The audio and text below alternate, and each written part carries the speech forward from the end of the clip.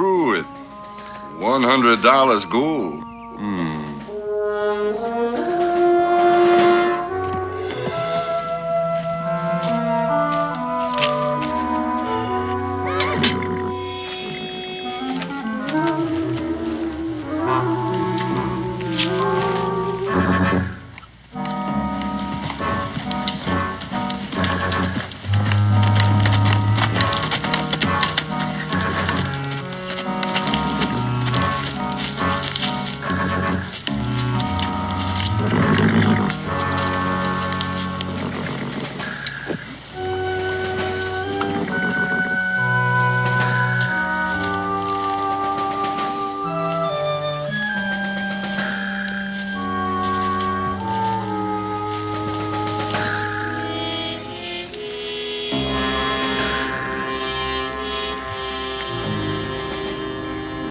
Mason boy, where are you?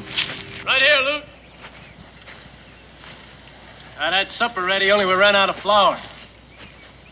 What you doing hiding behind those trees, boy? When I rode up, I told you I was only going to be gone a few hours. Well, you know I'm not armed, Luke. I'm just keeping out of sight till I found out who it was. Is that the only reason? What other reason? You think I was the law? What are you getting at, Luke? You know, boy, we've been traveling now for a few days.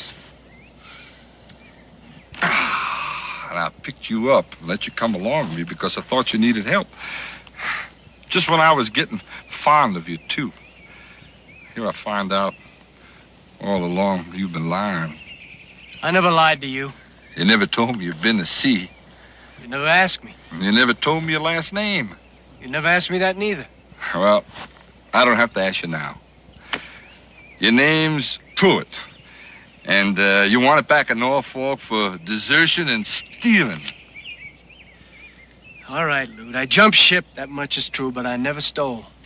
You know a slave called Solomon? Where'd you hear of him? Town this afternoon. I asked you if you knew him. Yeah, he was cabin boy on that ship I was serving on. If anybody stole, he did. I kind of knew you try to put that on someone else.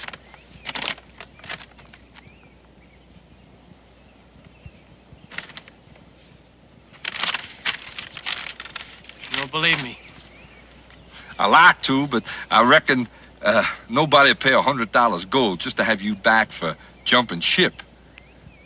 That's the going price on you. How much did you steal, boy? You can trust me. Just tell me where it is. We'll both go get it, and nobody else will know the wiser. Luke, told you I never stole nothing. Oh, now that's a shame. You won't confide in me. What do you mean? I mean I'd be shirking my duty as a law-abiding citizen if I didn't turn you in. Don't try to jump me, boy. I'd regret to do it, but I'll shoot you if I have to. You're a bounty hunter. I've been known to dabble in it when the price was right. You call me a liar. Tell me you're a trapper and we're going to rendezvous with some of your friends. That much is true.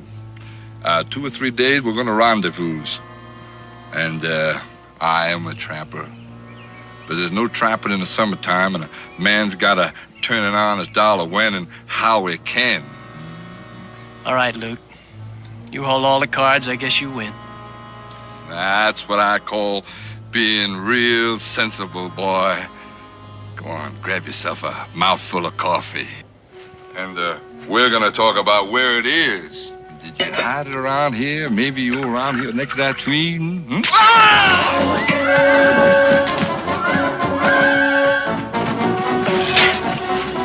Oh!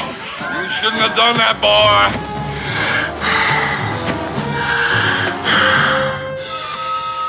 I'll get you for that, boy! I'll get you, I swear! I'll get you for that, boy! Daniel Boone was a man, yes, a big man, with an eye like an eagle and as tall as a mountain was he.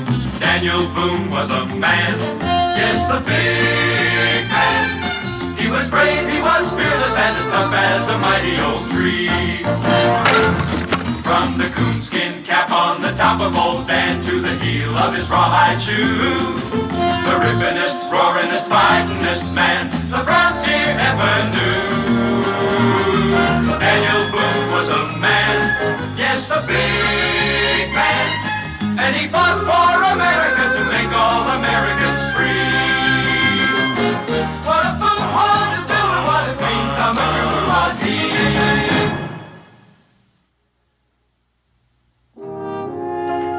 Kitty, you sure you haven't changed your mind about coming in with us? No, sir. If it's all the same to you, I'll stay here and tidy up the camp a bit. You don't know what you're going to be missing. I know what I'd be missing.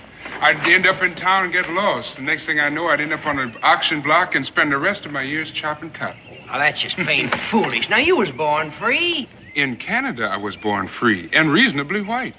Around here, I'm free and maybe just a little bit darker. But you'd be surprised how black I get the minute we cross over the mountains into Virginia. Gideon, you got papers proving that you ain't no slave. And there's an awful lot of folks in this territory who don't know how to read. Cincinnatus, there's no use trying to argue with him anymore. He's just trying to get out of doing any work. Hoss, I think you read my mind. I'd rather stay here and fish instead. Well, now, fresh trout would taste good for supper. Providing you know how to cook them. Maybe I forgot to tell you. I've been asked to cook for royalty in my day. A princess of the Chippewa. Seems she heard about a recipe of mine for barbecue and bear. Barbecue and bear. Daniel, if there's one thing I can't abide, it's a man that ain't got the least regard for the truth. You mean to say you don't believe me? Well, Gideon, I don't know about Cincinnatus, but I believe you. Be back about sundown. Help!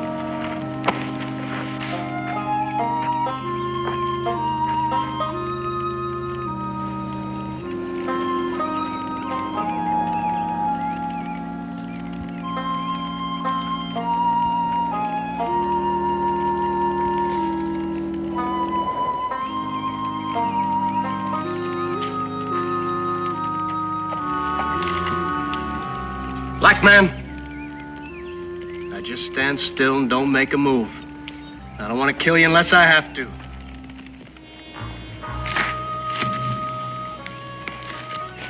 You don't know how much that does to ease my mind. Now, just what can I do for you? Get me up a sack of grub. Well, shucks, if you're hungry, you don't need that gun. If you rest yourself for a bit, I'll cook up these trout, and there's enough for both of us. When I tell you to do something, black man, you do it. Now get me up some grub. Anything you say. My old pappy told me never to argue when I'm looking down the muzzle of a gun.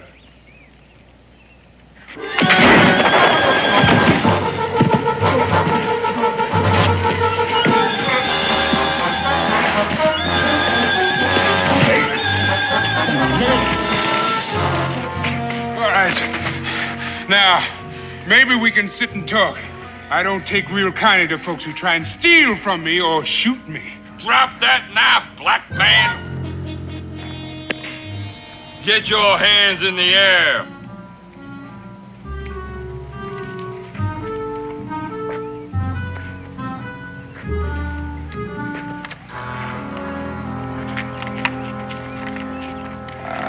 Now. Turn around real slow.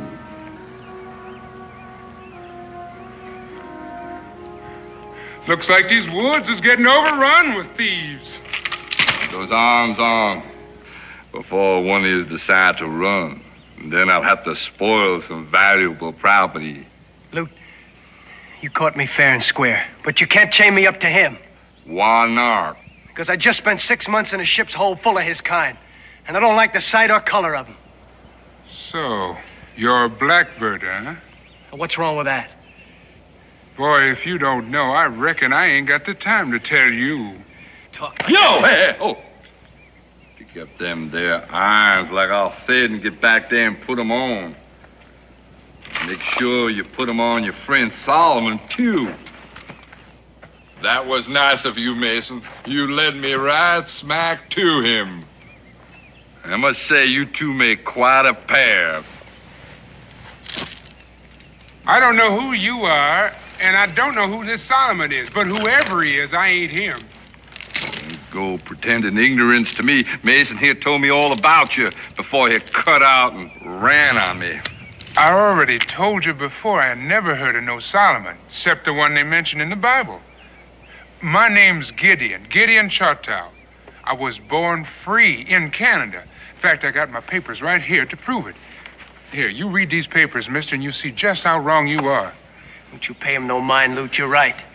His name's Solomon. I came here to meet him. You read the papers, mister. Don't make any difference whether your name's Solomon or not. You'll make a fine price on a slave mark. Lute, you let me go free, I'll tell you where you hid that money. That's what we was fighting about.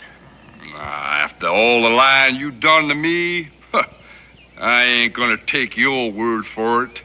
He can't tell you where the gold is, Mr. Lute, 'cause I ain't told him. You admit to being Solomon?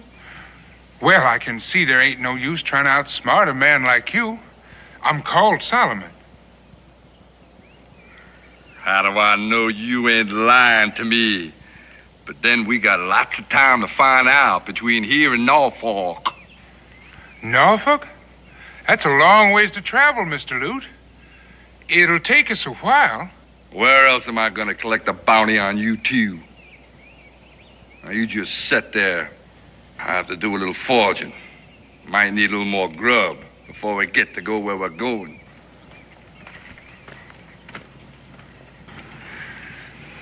Your name ain't Solomon. I know that, and you know that. But your head-hunting friend don't know that, and just for now, I'd like to keep him in a little doubt. Where do you think that's gonna get you? I'll think of something. Double-cross me if you can. If it's to my advantage. Don't you ever try, because if I get out of this... If you do get out of this, I'll get out of it, too. And you stay clear of me, boy, because I don't care for your kind any more than you seem to care for mine. You trying to scare me? I don't reckon that would take too much, 'cause you're all mouth and no backbone.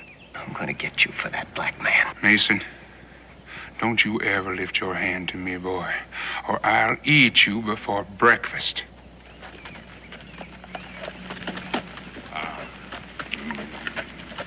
All right, you two, get up.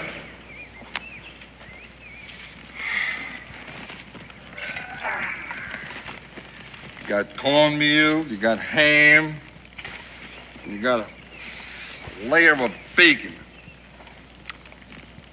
You've been living high off the hog, ain't you? Feller's got to eat to keep up his strength. Yeah, well, you're gonna need it after I'm through with you. You ain't been camping here all alone, have you, boy? You see some signs of someone else? I see 3 bedrolls over there. Well, I'll be honest with you, Mr. Lute. I stole the wagon. Them bedrolls and supplies was in it. If you was to look real close, you're likely to see some wheel marks. Whatever happened to that wagon, boy? Well, I sold it to a trapper passing through. I thought maybe I could make better time afoot. You're lying again. Well, if you think so, why don't you just sit here and wait and see? I reckon that's just what you want me to do, ain't it? Yeah, well, I'm gonna take this here trout, make a nice little meal come supper time. All right, now let's move out. Which way? Right out amongst those trees there. Well, that's heading north, Mr. Lute. That's the wrong way to Norfolk, unless somebody's gone and moved the whole Atlantic Ocean. Who said I was going in that direction? That's just what you want me to do, ain't it? Well, I don't aim to leave a plain trail. Yeah. All right, now, you move out in the direction I said. Yo!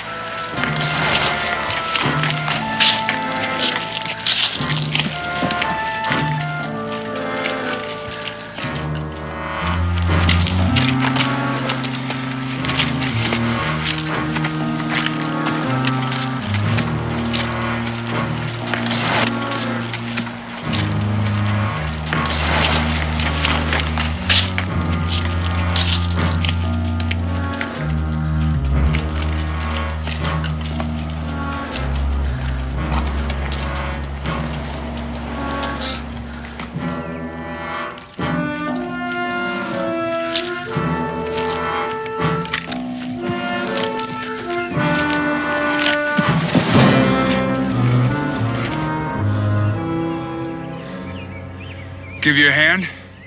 I don't need any help from you. Time might come. And when it does, you'll ask. Now get up on your feet. Here comes the man. What's the boys up to? Now move along. Mr. Lute, this boy's just plain tuckered out. I don't figure he can travel much more, not with night coming on. Don't worry about me, black man. I ain't worrying about you. I'm worrying about me. The way you keep stumbling and falling all the time, you have to break a leg for both of us. We'll move on ahead and find ourselves a place to camp. Come on. Don't seem to worry much about us making a run for it. Now, how far do you think we could run? And how fast with these shackles on? I know what you're thinking. Once we get to Norfolk, you'll figure you're not Solomon, and then you think you'll be free. Your friend Lute already answered that. He'll put me on the auction block. He ain't no friend of mine. He just pretended that till he found out there was a price on my head. Well, how much of a price? $100. It's a nice round figure. I've known men to get sold for less. And I never even done it. Well, let's get along before he comes back looking for us.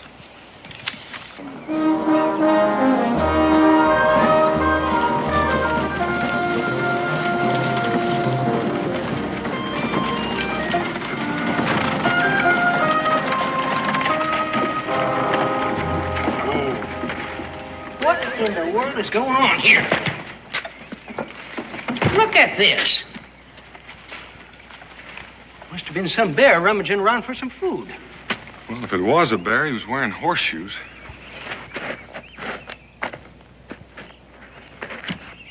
Did you find something, Daniel? Gideon's papers. No. Looks like he was right. There are some people in the territory that can't read or don't bother to. Daniel, I ain't even going to say what I'm thinking. And you don't have to. You study the sign, you can see that there were 3 of them. 2 of them were in leg irons, and one of them wearing leg irons was Gideon. Well, what about the other one? I don't know. Ex-convict, runaway slave. Daniel, we just got to get in back. Otherwise, whoever's got him's going to try and make a slave out of him. We'll get him back. Well, let's get started then. Well, they've headed for the heavy timber. We can't use the wagon. I reckon we better unhitch the team. Daniel, I got over $100 of trade goods in there. And if I lose them, I can get more, but I can't get another friend like Gideon. I know how you feel, Cincinnatus, but we got another problem. It's almost sundown, and we can't track him after dark.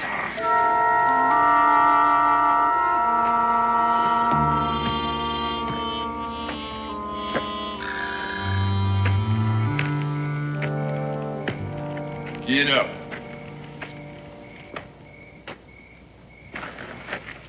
Turn around. You understand, I don't like to do this, but a man's got to get his sleep. And I ain't so sure that I can trust either one of you when I close my eyes. Well, you could hear this chain rattling if we was to even make a move. Maybe I can, and then again, maybe I couldn't. Leastways, I'm not going to be taking any chances. Mason, tie his hands tight. And this ain't going to be real comfortable for you, but it's going to do wonders for my peace of mind. Now, you ain't tying that tight. I said real tight, boy, and you make it tight.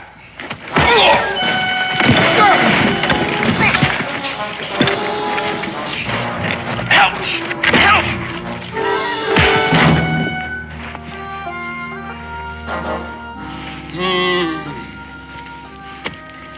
Try that again, boy. I'm a peace-loving man, and you made me get real close to making me mad. There ain't no use in you talking to him, Mr. Lute. He can't hear you. Maybe he can't, but you can. And don't you get any cute ideas about taking me, because that ain't going to be a patch of what I'm going to do the next time. When I decide to jump you, Mr. Lute, I'm going to get the job done real fast. Just say when. I will say when. It's a long ways from here to Norfolk, and it stands to reason you going to get a little careless. Don't depend on it, Bar. Now, you take Mason and drag him to that tree, quick, or I'm going to lose my patience and bust you one right over your head. I like to be a peace-loving man.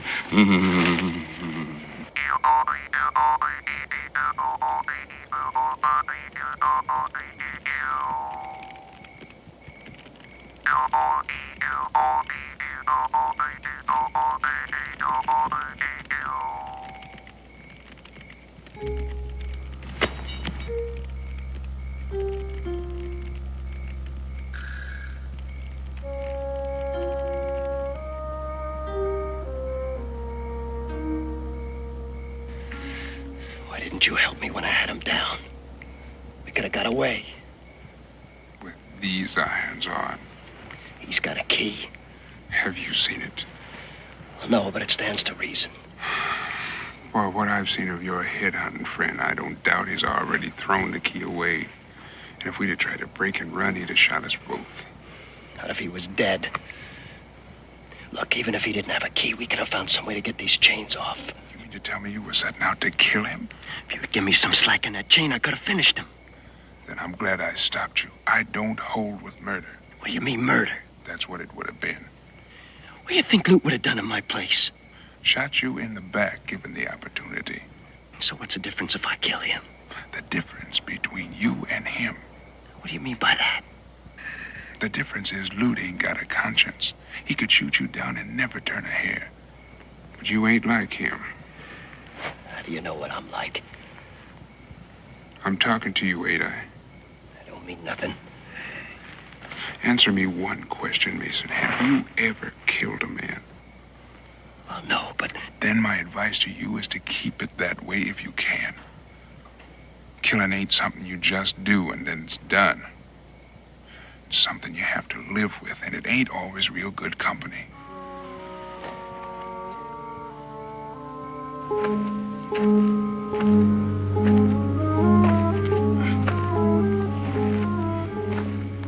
Cincinnatus? Well, Daniel, I thought you were still sleeping. I thought you were, too. Oh, I've just been traipsing back and forth here, worrying. Well, why don't you do your worrying tomorrow and get some rest? We might have quite a ways to travel. Daniel, I just hope we ain't too late. Well, Cincinnatus, look at it this way. If anybody was going to sell Gideon, they wouldn't be about to hurt him. And they can't travel very fast in those chains. We'll catch up to him in time. I just feel in my bones that we should have taken right off after him. Well, now, if we had, some of those bones you're talking about might have been busted up by this time out there in the dark. Now, get some rest. I reckon you're right, Daniel.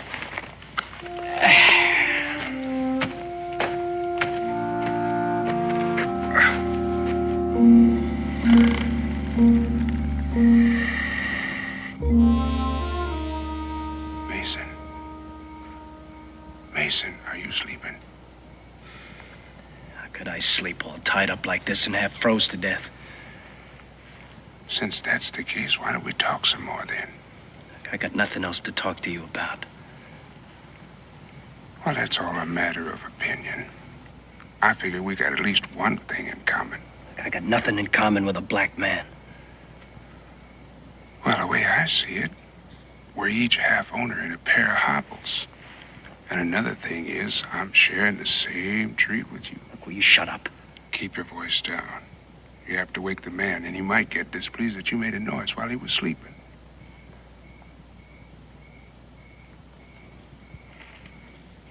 Is it just me you don't like, or is it my color? That's your color, for one thing. That's interesting. Because sitting here back to back, you can't even see me. Look, I know you're black. And I don't like blacks. Then that's why you set out to be a slaver. Who said I set out that way? As I recall, it was you that said it. But that ain't what I said. Well, how come then you were on a ship with a whole black cargo? I was drinking in this waterfront saloon. And when I woke up, I was on my way to Africa. Does that answer your question? I do believe it does. Your only trouble is you got a guilty conscience. Well, if Solomon hadn't stole that money, I wouldn't be in trouble. And Solomon was black. So you got to hate me for it. Now, you take your friend Loot over there. Look, he ain't no friend of mine. He's no friend of mine either. In fact, I downright dislike him. Also, he's white. And you're white, too. So the way you think, why don't I hate you? I thought you did. I could learn to if I set my mind to it. And if you keep on the way you started out. You said your name's Gideon? That's what it said in them papers Mr. Loot chose to throw away. Will you stop saying Mr. Loot? Call him by his right name. Let me tell you something, Mason.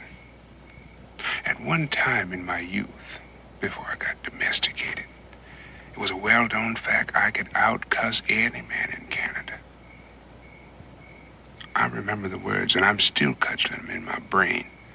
But I can't for the life of me figure out how to call anyone like Mr. Loot by his right name.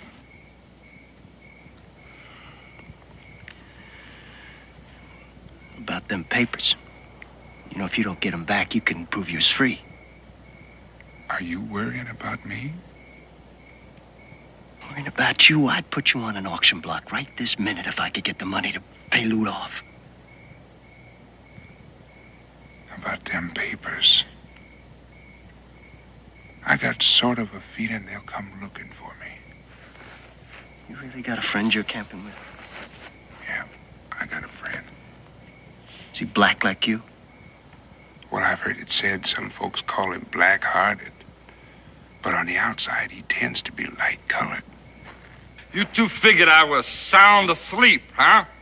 Why, Mr. Loot, if we knowed you was awake, we'd ask you to come over and join our conversation. I turned all right, except I was listening instead of talking. You hear anything of interest? I heard enough to make me change my plans. That's so. Figured I believe all that hogwash about you stealing that wagon and then selling it, didn't you? I had hoped you did. Well, now I know for sure that we ain't gonna camp here, so we'll just be moving on. Right now, tonight.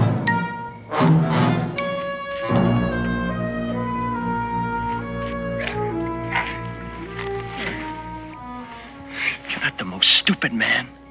I never saw a black man was smart anyway. You think I did wrong then? At least you could have looked to see if he was awake. How good your friend's gonna do us now? Mason, a man can't look both ways at once. And it stands to reason, if he's looking back, he ain't likely to see what he's walking into.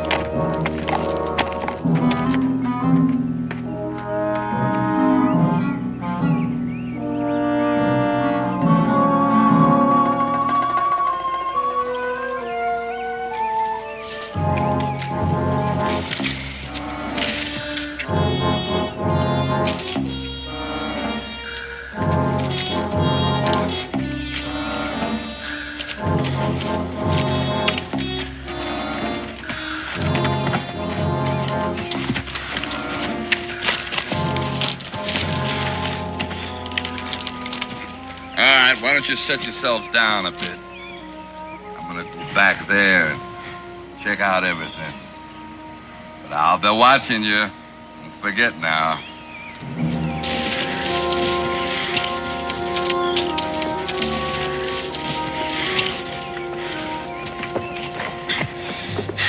Think your friend can track us through this kind of country? Yeah, he can find a trail. This chain has got to leave a mark or two along the way. And what happens then? He's apt to get disturbed at me for letting myself get captured.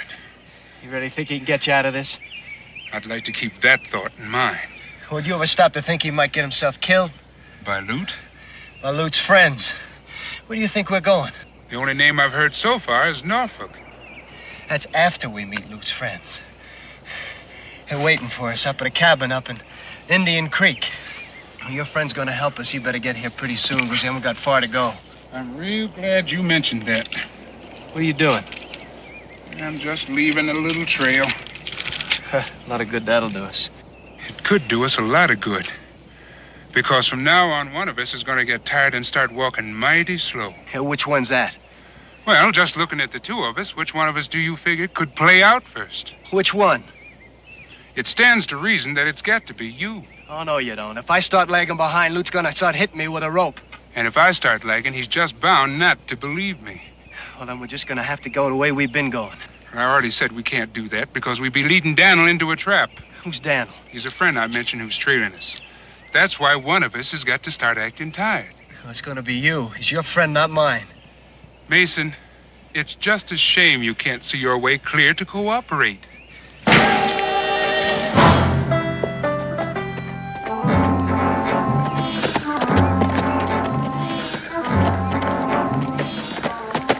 You two boys, get up.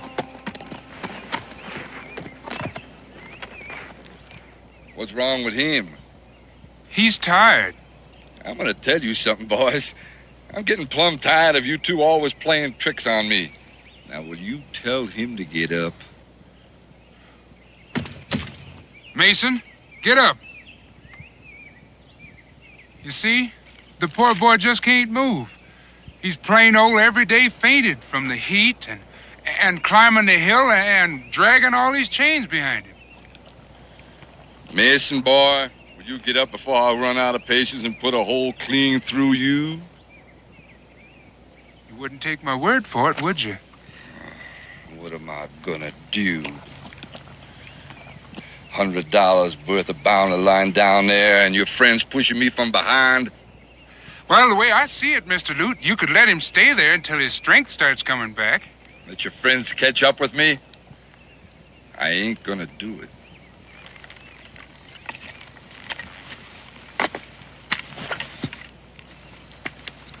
Now you lie down there and turn around.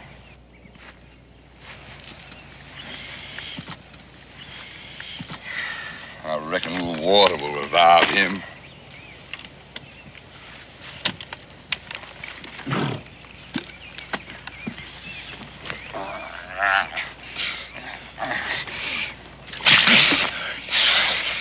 It'll bring him to, all right, but I don't think it'll keep him moving. This boy just ain't cut out for traveling like this. You got a better way? Well, if you was to unlock these irons and let me carry them, we could make a whole lot better time. How come all of a sudden you're helping me now? I ain't trying to help you. I'm trying to help me. Walking with these irons is bad enough without trying to drag him at the end of them. How about your friend? It don't matter one way or another if he catches me. All he'd do is take me back where I started and have me whipped for trying to escape or shoot you for stealing me. You know what I think? I think you're lying. I think you're trying to play tricks on me, and for your own good. I ain't gonna let you do it. Now pick him up. Huh? I said pick him up, and let's move on.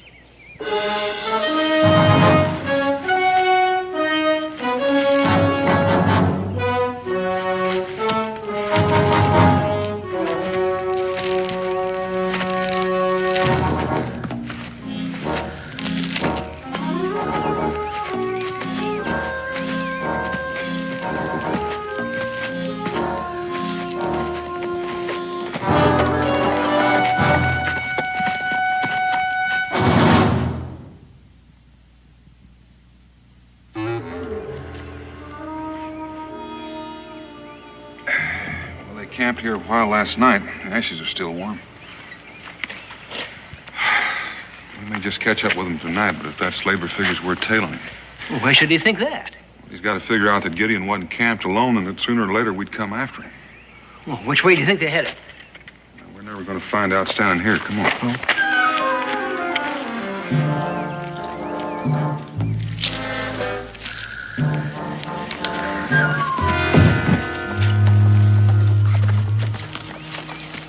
What's going on? How do you expect me to walk? When this boy's so weak, he keeps tripping me. He can't hardly put one foot in front of the other with all this weight. All right. Unlock him. Take the shekel off his foot and put it on your foot.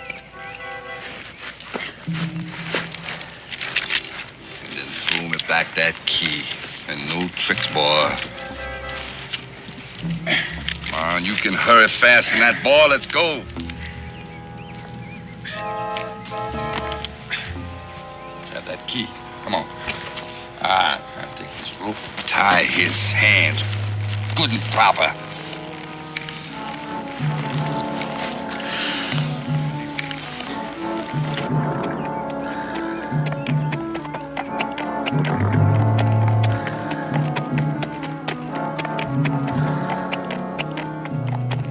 When the time comes, you cut and run. I'll let you know when. Will you expect me to outrun that horse? I expect to take care of that, too. And what happens to you? Well, I'll still be walking and toting this iron I got draped on me. Oh, you expect me to come back and help you when I get free? Well, the idea had crossed my mind. And what makes you think when I get free I'm going to come back and help you? Well, neither one of us will ever know that until the time comes. Will we? What are you two talking about?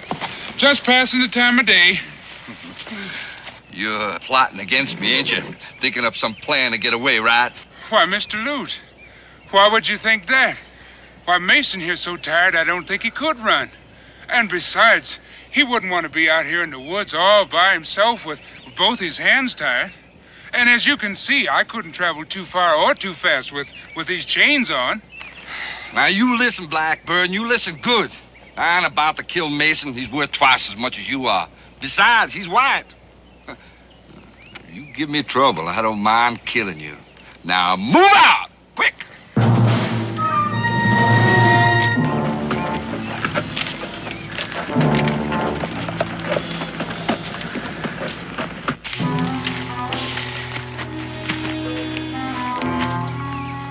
Daniel, we gone as far as we can go. There ain't no way we can track him through this country.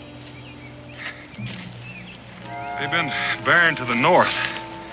So I reckon we might as well go in through that gap. Well, if they didn't go that way, it might take some time before we can pick up their trail again. Well, if they did, if I know Gideon, he'll find some way to leave us some kind of sign. Yeah. Come on.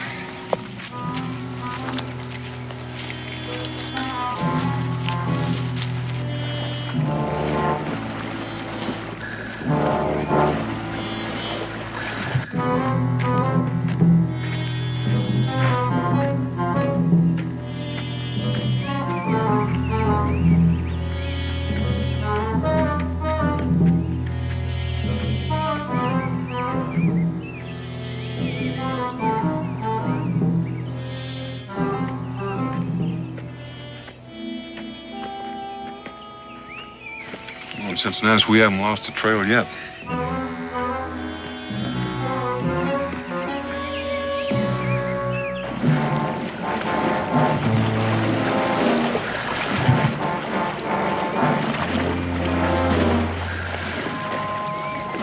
Hold on there. I reckon we've been waiting long enough to give somebody trouble if they've been tracking us.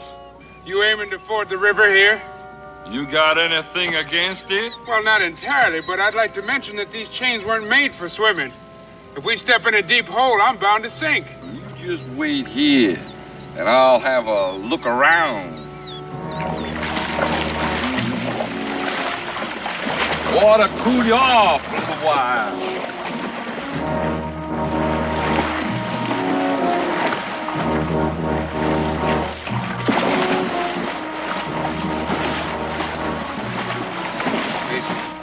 I think the time has come.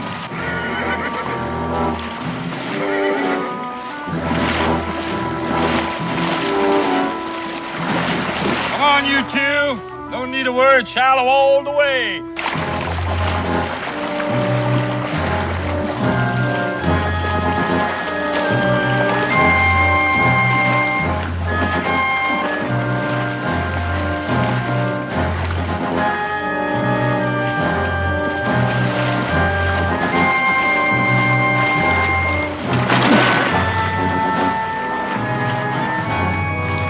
Hey, what's wrong there? Run, Mason, run!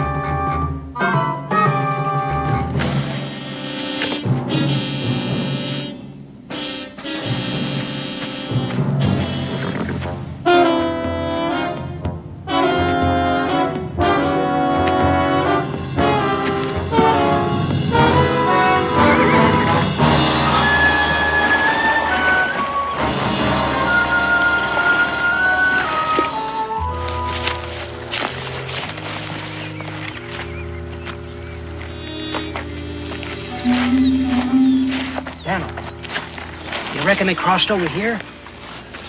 I don't know. It's a good bet they took to the stream to throw us off the trail. That ain't gonna help much. You reckon they went upstream or down? That's a good question. So far, they've been angling downstream.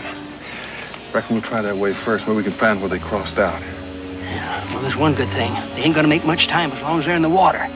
Let's go.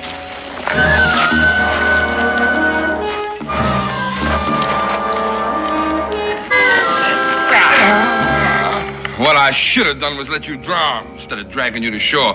Only drowning is too good for you. Besides, I gotta get my money back. You already cost me $100 on the hoof and made me lose my horse. At least Mason got away. He did, but if you figure he's gonna come back to help you, you better think again. He's not the kind. Turned on me the way he did after I befriended him. Besides, I wasn't gonna turn him in unless he wouldn't tell me where he hid that money that he stole. He didn't steal it. How do you know? He told me. And you believed him, just like you believed that he was gonna come back and help you. I reckon that's up to him. I reckon it is. And I reckon you're not as smart as some dumb animals that I know. That may be true. But I was smart enough to outthink you. You go trying to urge me to kill you right here and now. Besides, I gotta get that money that I lost. You ain't never gonna get it back, 'cause you ain't never taken me in. The first chance I get, I'm gonna lift your scalp. Don't you go threatening me.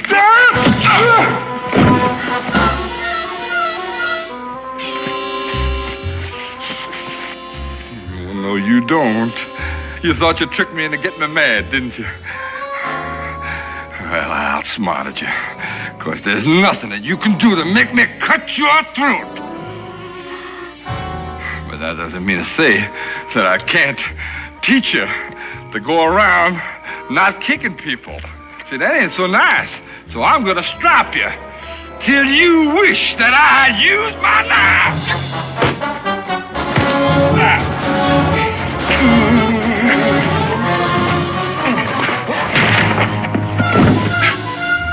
Come on, boy.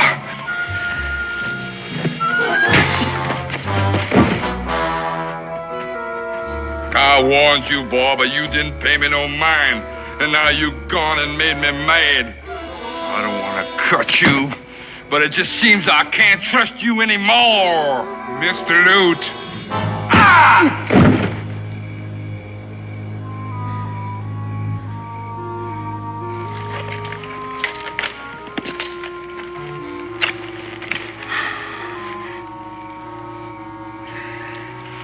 You all right, boy?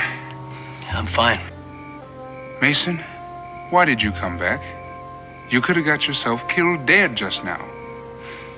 You could have got yourself killed dead trying to help me. That makes us even then. Well, not quite. There's one other thing. Get him.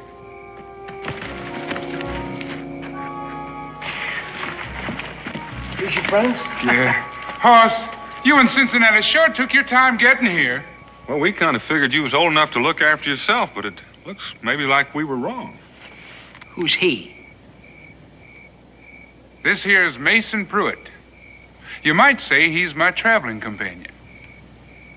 You might say that he's my friend.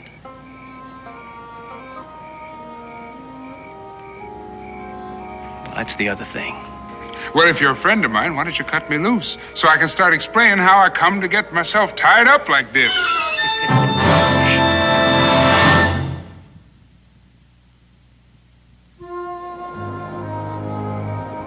What are you going to do now, Mason? Well, first thing I have to do is go back to Norfolk. Get yourself thrown in jail? Could happen, but I gotta try and get myself cleared of that robbery charge. I'm tired of being hunted. And you're going to go back to sea? Oh, sir, one trip's enough for me.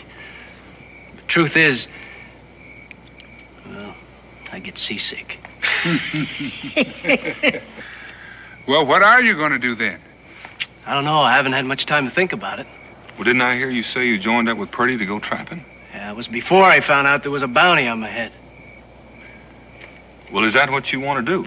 I'd sure like to try, but I don't know much about it. Well, there's no finer place for trapping than Kentucky. And no finer trapper in Kentucky than Gideon. Think you could teach me, Gideon? You're stubborn, and you're awful slow to learn. But I could try. You just look me up when you get back from Norfolk. Well, I guess it's all settled then. Not all of it. What are you going to do with him?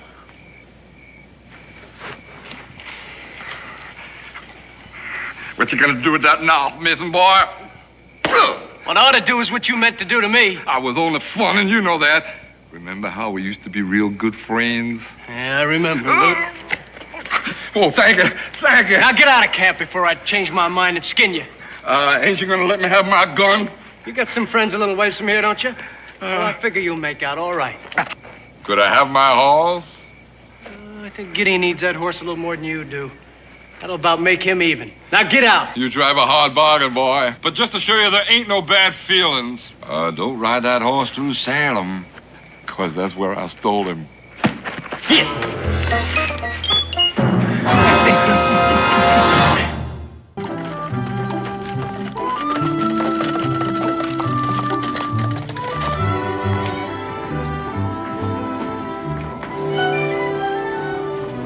Oh, Mr. Scott.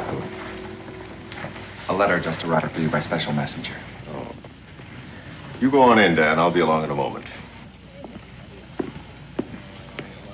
And it's apparent wherever you look. Primitive, unlettered people with barbaric manners. No idea how to serve food. No appreciation of wine or clothes or... Now, there's an excellent example of what I'm speaking about. The perfect primitive. No knowledge of the finer things in life and no desire to learn about them. He lives in the wilderness by his wits, like an animal. Young man, living in the wilderness does one thing for you. It sharpens your sense of hearing, like an animal. I'm so sorry. I had no intention of offending you, I can assure you. Oh, you're here. Good. Dan, I'd like you to meet my son, David. I already have, in a manner of speaking. I see. Well, there's no sense putting it off any longer. This is the favor, Dan. I want you to take him. Take him? To live with you in Boonesboro. Well, I said there wasn't anything I wouldn't do for you that you asked, and I meant what I said. And I said I wouldn't hold you to it. So you turn me down and I'll understand. Doesn't David have anything to say about this? Oh, of course. I am of age. I wouldn't be here if I hadn't agreed. You realize, of course, you'll be living in the wilderness with us primitives, with none of the finer things. I'm not trying to get out of anything. I just think David ought to know what he's getting into. Methinks you doth protest too much, Mr. Boone. I see. Well, then I reckon that settles it, doesn't it?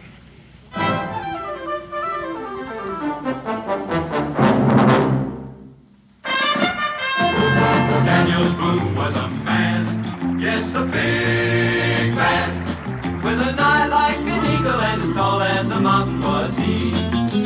Daniel Boone was a man, yes, a big man. He was brave, he was fearless, and as tough as a mighty old tree. From the coonskin cap on the top of old Dan to the heel of his rawhide shoe, the rippinest, roaringest, fightingest man the frontier ever knew. Daniel Boone was a man, yes, a big man, and he fought for America to make all Americans free. What a Boone wanted to do and what a dream come true was he.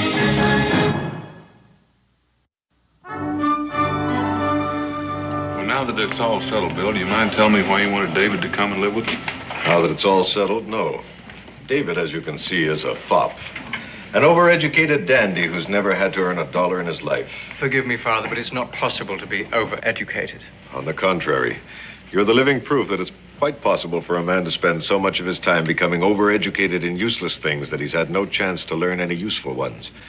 He's never had to raise a blister on his hand or a drop of sweat on his brow from honest labor.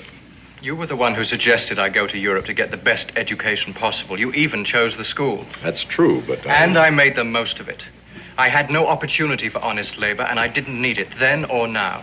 Mr. Boone, in my opinion, this whole idea is a scandalous waste of time, yours and mine. But he has agreed to humor me. Have you any notion in particular of what you want him to learn? Yes. I want him to earn the things he now takes so lightly for granted. I want him to learn what it's like to bend his back over a pick and shovel, to fell trees and cut and shape them for a house, to walk a 60-mile trap line in rain and snow, to shoot his food and skin it for the clothes on his back. I want him to learn what life is all about. Yes, but you see, Father, that is not what my life is going to be about. I don't intend to ignore 12 years of education. I mean to use them. Well, I think your father has a point, David. I think maybe your education could stand a little filling out. There is nothing that cannot be learned from books, Mr. Boone. Well, now, I doubt that. I don't think you could find any book that says that. Besides, this conversation is quite academic. I have agreed to give up several months just to keep my father happy. Do you think that's long enough, Dan? Well, you can learn a lot in a short time if you want to, and nothing in a long time. I think it's up to David. Oh, no, Mr. Boone, it's up to you. You see, I am just an empty vessel waiting for you to pour some of your precious knowledge into me. I even intend to humor you, within reason.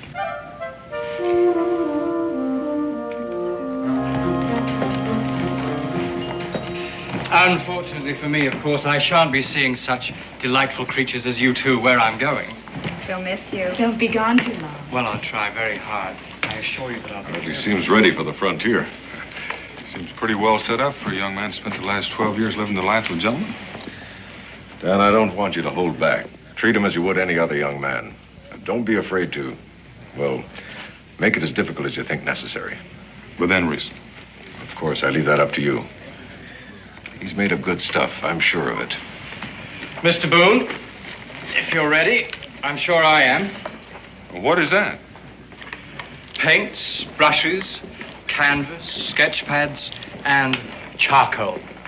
David fancies himself an artist. Correction, Father. I am an artist, and a very good one. Well, I'm sure you are, David, but, well, we've got a long trek in front of us, and since you're new to the frontier, you may just find it difficult to propel yourself. Mr. Boone, I agreed to subject myself to this puberty rite to prove my manhood according to my father's antediluvian notions. But I did not agree to waste all of my time. I will not forego my art, not even for 2 months, and nothing that you can say or do will force me to do so.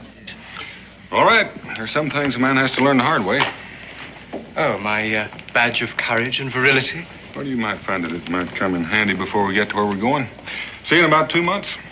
Without fail. Goodbye, son. Dan Boone's the best man I know. Follow his lead and you can't go wrong. I follow my own lead, Father, and I haven't gone wrong yet.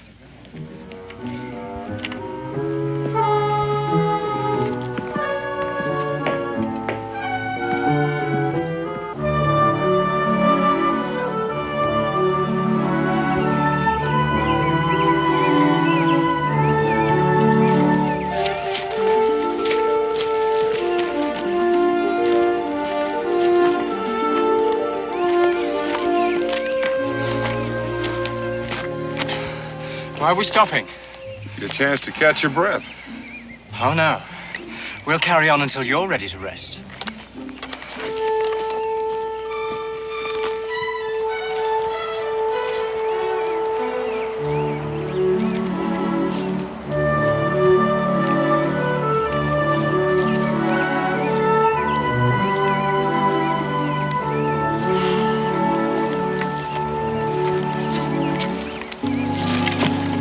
Now why are we stopping?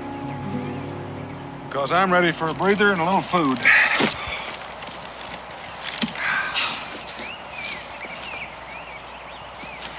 Taking pity on the tenderfoot?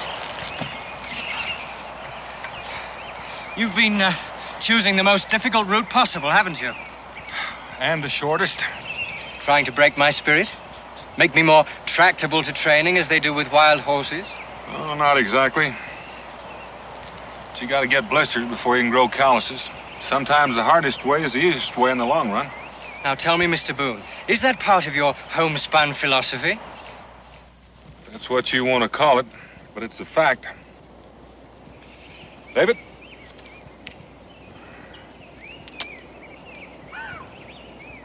I heard that you pioneers sometimes eat horse meat, but I didn't know you ate the harness too. It's horrible.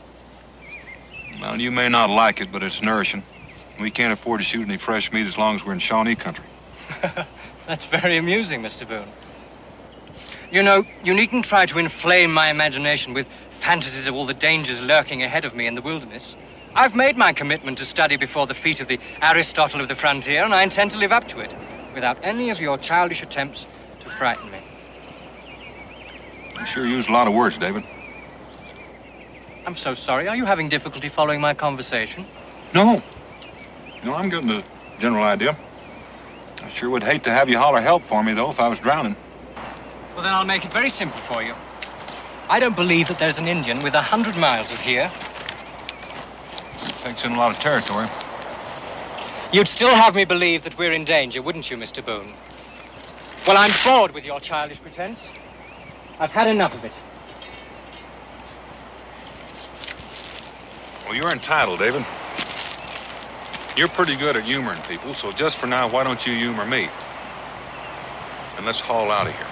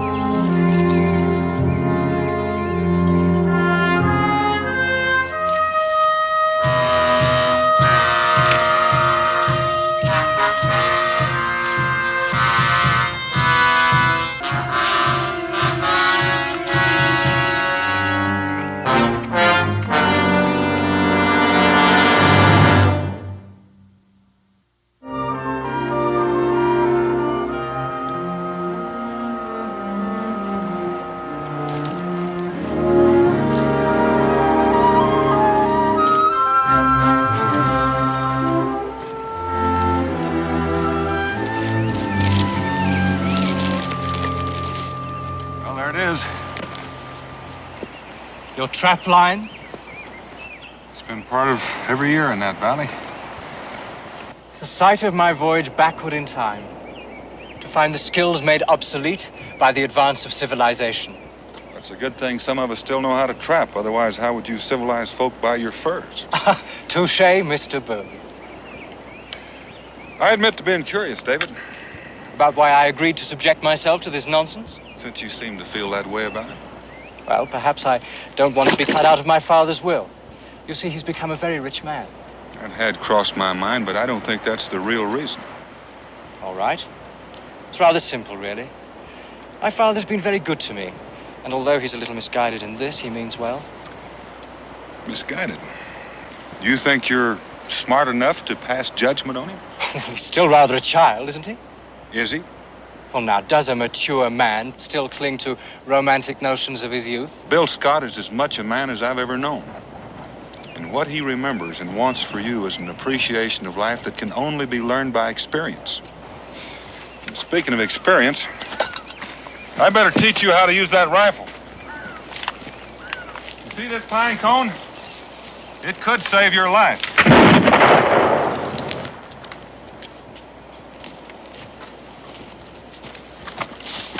Did I say I was going to teach you how to shoot? Ah, you see, I forgot to tell you, Mr. Boone. I attended Sandhurst for a while. Oh, now, in case you're not familiar with it... It's a military college. Now, is there anything else you forgot to tell me? Mr. Boone, I'm afraid I haven't been quite honest with you. You see, when my father first proposed this wild experiment, I decided that I would shorten my apprenticeship by doing some research. Now, I will grant you, there aren't many textbooks available on trapping beaver, hunting bear, building cabins, and other skills related to a wilderness. But I must confess that I have managed to digest the ones that I could find quite thoroughly, and I think that you will find me very knowledgeable on any project that we might decide to undertake. That's very interesting, David. Thank you. Of course, I realize it does sound a bit smug, doesn't it? But, well, look, I could give you a pointer on the way. I mean, there's nothing like practical experience, now is there? Well, it does come in handy now and then. What is it? Shawnee, I reckon. Oh, Mr. Boone, I don't see any Indians. Come on, David. Mr. Boone, aren't you being a bit ridiculous? This is no time to stand around and argue. Now, Mr. Boone, I think this is one of your backward jokes. It is not a joke. And I don't intend to be a victim of it. David.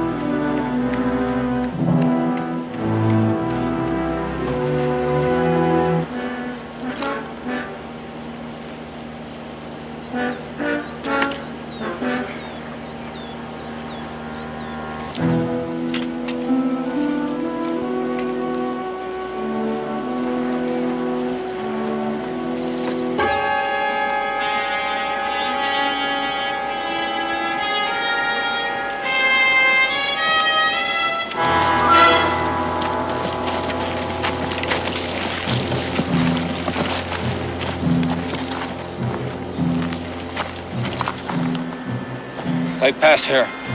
Short time ago.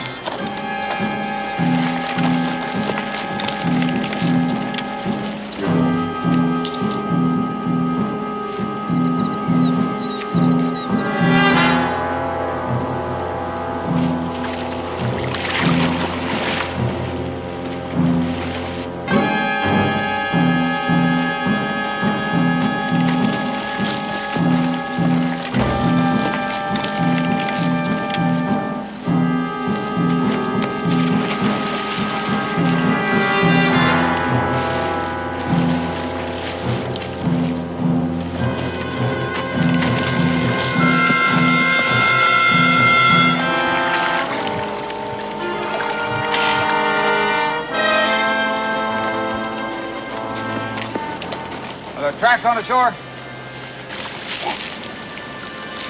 The trail leads to the water. You go downriver, we'll go upriver.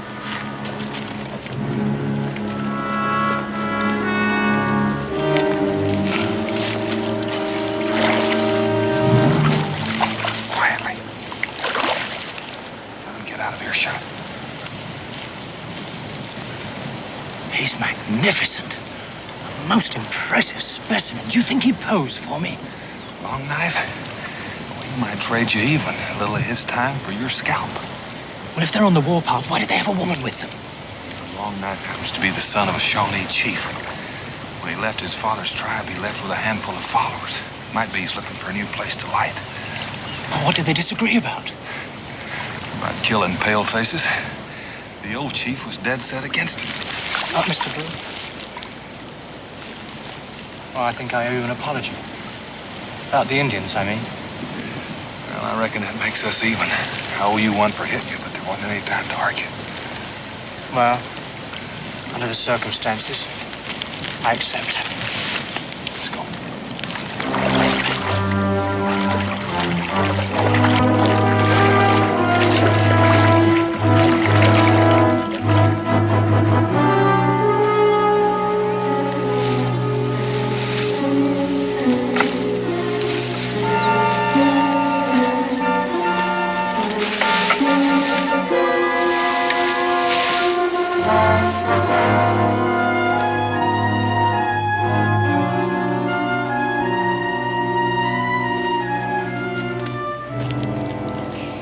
forgive a rather obvious question, Mr. Boone. I mean, a very short time ago, we were running for our very lives from angry savages, and yet now you sit terribly calmly, build an enormous fire, and cook some fish. Well, I mean, is there some sort of an unspoken truce that takes effect at sundown? That's pretty good, David. But that's not exactly the way it is. A human sanctuary? How curious. Well, you see, Long Knife's father's a chief, and he owns this land. And they had a falling out, and Long Knife swore never to set foot in this territory again. Could you draw me a map of it? Well, not even a good artist could do that. Here, let's see. That's Thank you.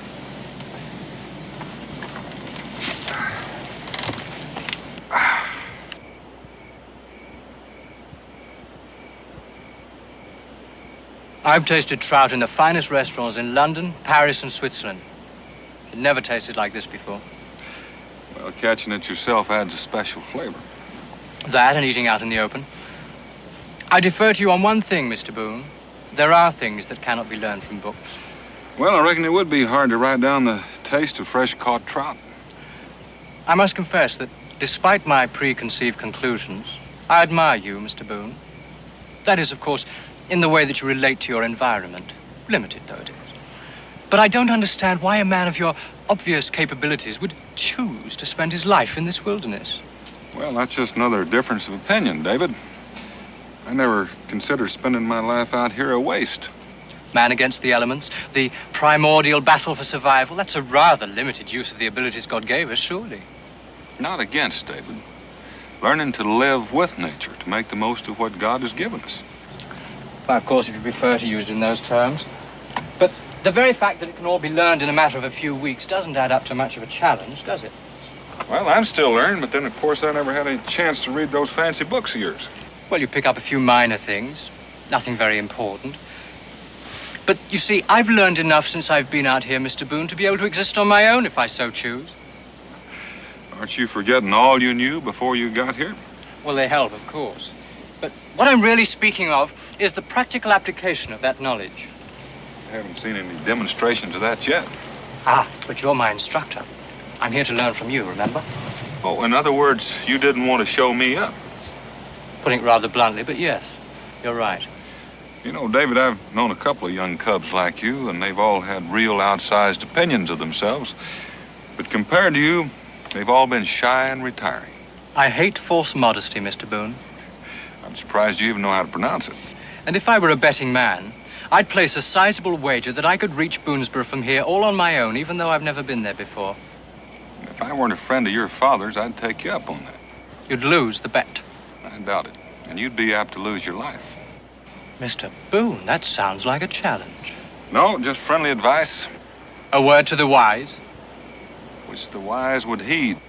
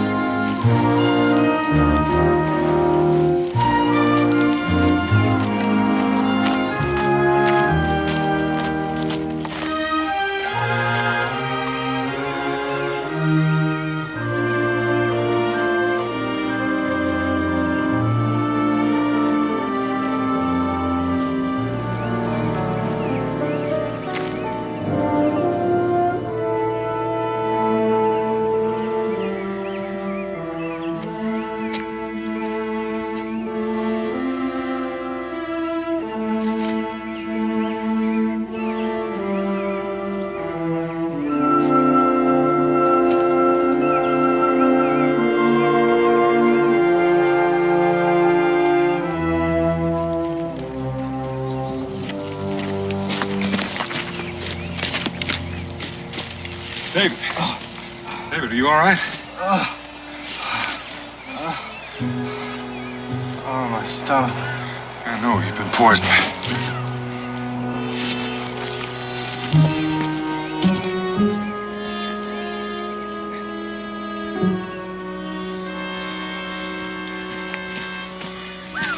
Here, chew these. Chew them. Chew them up. Swallow it.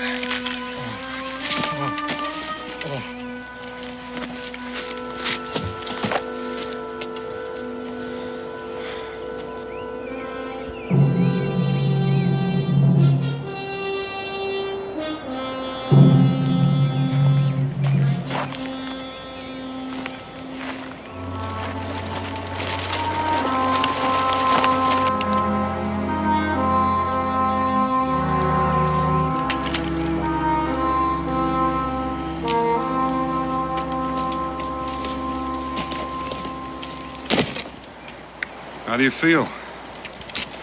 It's all the same to you. I think I'd like to die. Right here. You almost did. Aren't you going to say I told you so? No, I figure you feel bad enough already. We've got to keep moving.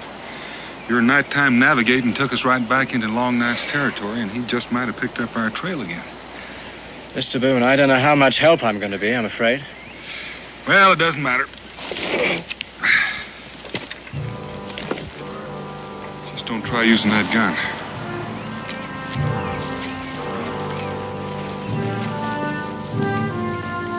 Welcome to our camp, Long Knife. I've been sort of expecting it. I have a difficult trail to follow. You're not quite difficult enough. Now that you've found us, what can I do for you? This your friend? He's the son of a friend. That's my picture. How did he get it? I suspect we found it wherever you left it. Did you make that drawing? Yes, I did. Good. You come with us. Beg your pardon? You will come with us. What do they want with me? I don't know, but I wouldn't put up too much of a fight. Oh, this is ridiculous. They can't just abduct me like this. Long Knife, the son of my friend, and I came in peace. Boone, don't make me shed your blood. A tribal artist has died. I need someone to take his place. I need someone to paint the signs when we bury our dead.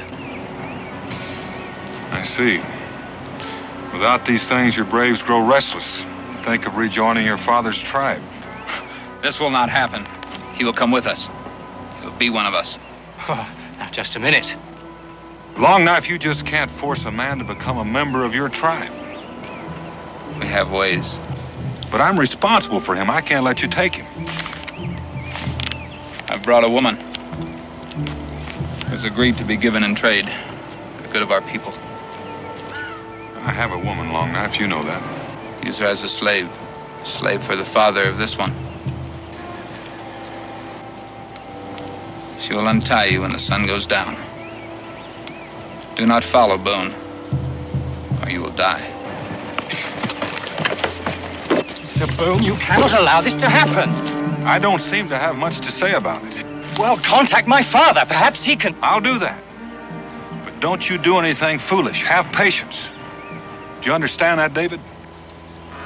I think I do.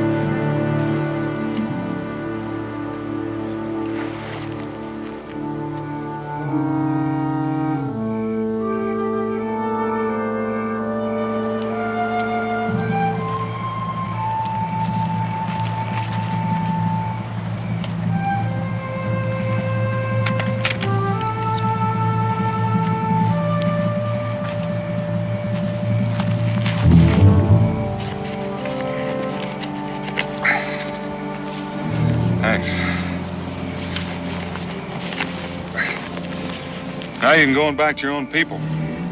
I cannot. I belong to you. Nobody belongs to anybody. No offense intended. But I cannot go back. I've been given in trade.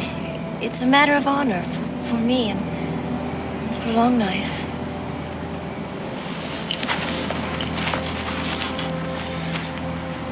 You got a point. You are my slave. You gotta do what I tell you. Fine. You come along with me.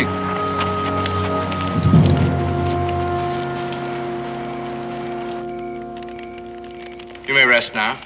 Ah, is the painting finished? Oh, no, it will require several more sittings. You have great magic in your brush. It's not a question of magic, it's a question of being taught, a question of training. Where did you learn such magic? In a school, across the ocean. The ocean?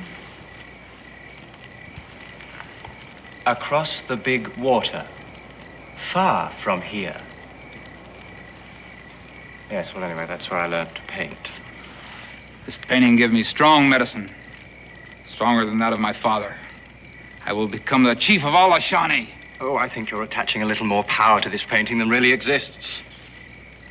When this painting is done, you will teach me the magic. Oh, I'm afraid I can't stay that long. You will stay. You will become a blood brother to the Shawnee. My people will become your people. Now, I'm sure you intend that as a great compliment, and I am deeply flattered. But I don't really think I'm worthy of such an honor. And the plain truth of the matter is, I have no desire to become your brother. To become a Shawnee is a great honor.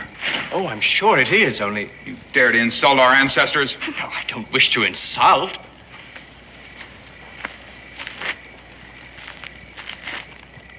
You paint again. Yes.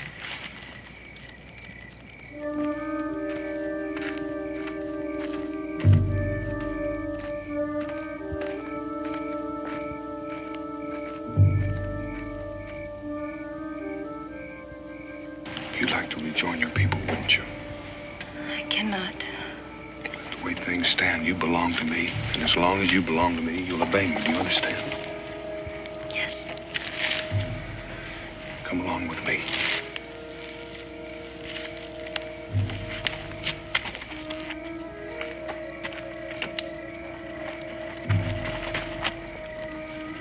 Good. Ah, you're tired of holding that pose? Then we shall finish the painting tomorrow. Now you become one of us. What? Ready for the ceremony. Why don't we just finish the painting?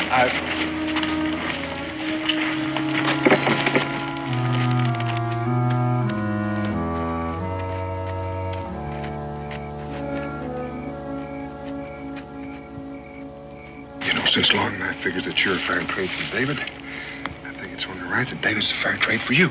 I don't understand. I just wouldn't want Longknife to come to the conclusion that you'd gone along with me in this.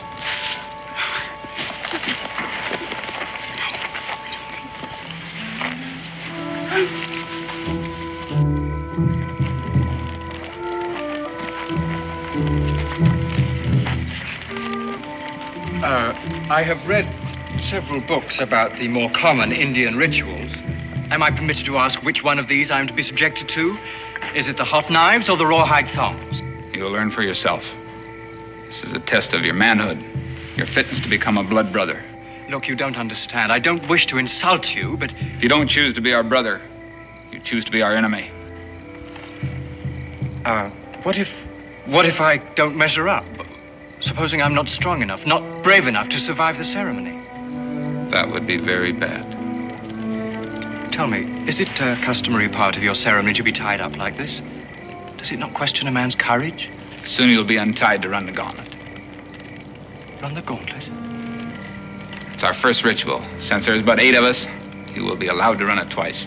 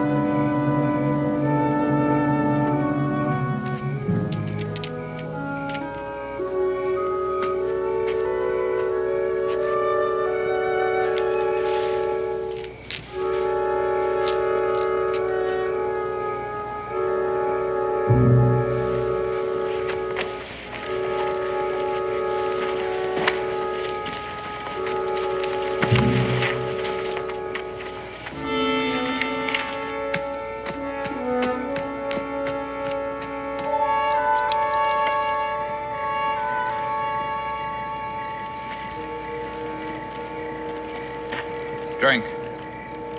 What is it? It's the wine of courage. Yes, but what's in it? Oh, many things. Many special things. Now drink. Prepare yourself now. The ceremony will begin.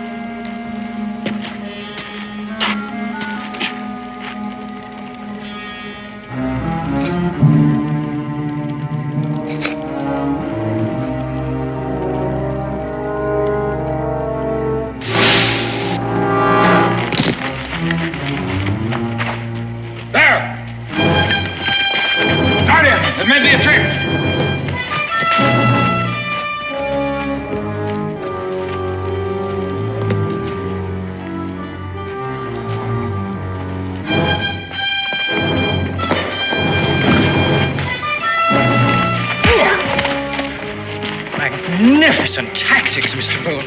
Let's get out of here. Won't they follow us if we run? They'll kill us if we stay here.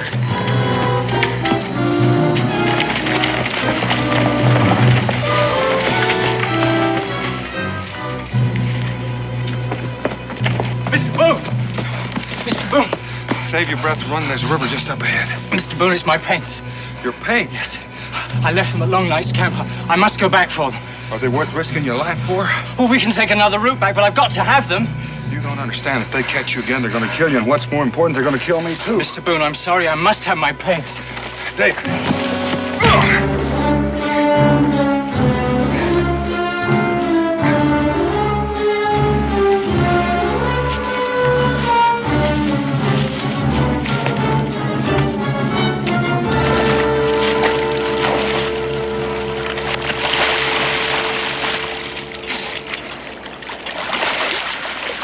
Mr. Boone, you struck me.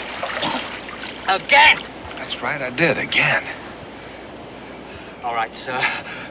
This time, I insist on satisfaction. Listen, I'll give you a chance, but this is not the time or place. Long Knife's behind us, and if we fight here, he's the only one that's going to get any satisfaction out of it. Very well. I will await a more propitious time. Well, I'm sure glad to hear that. Now, let's get out of here.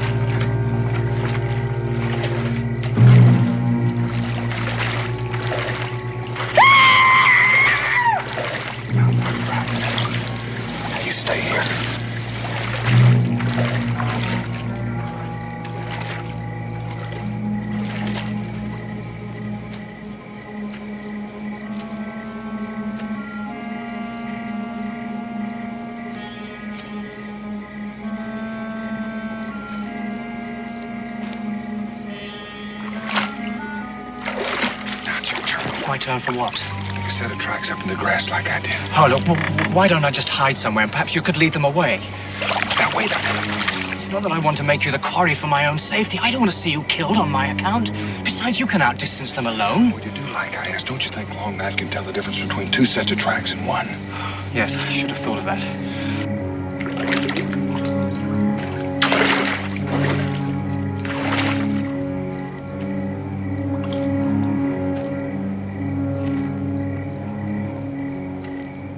Now step exactly back in your tracks and keep your weight on your heels so it looked like you were going forward.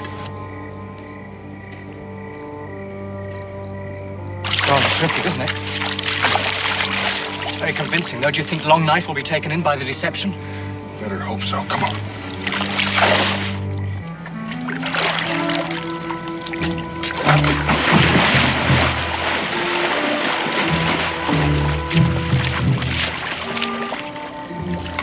left the water here. Tracks lead up to the dry grass.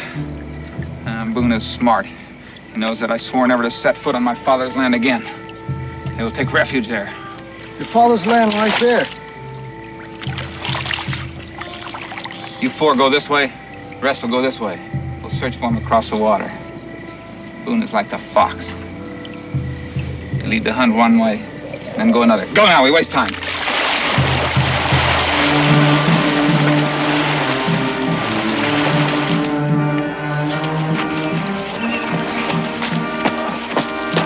Mr. Boone.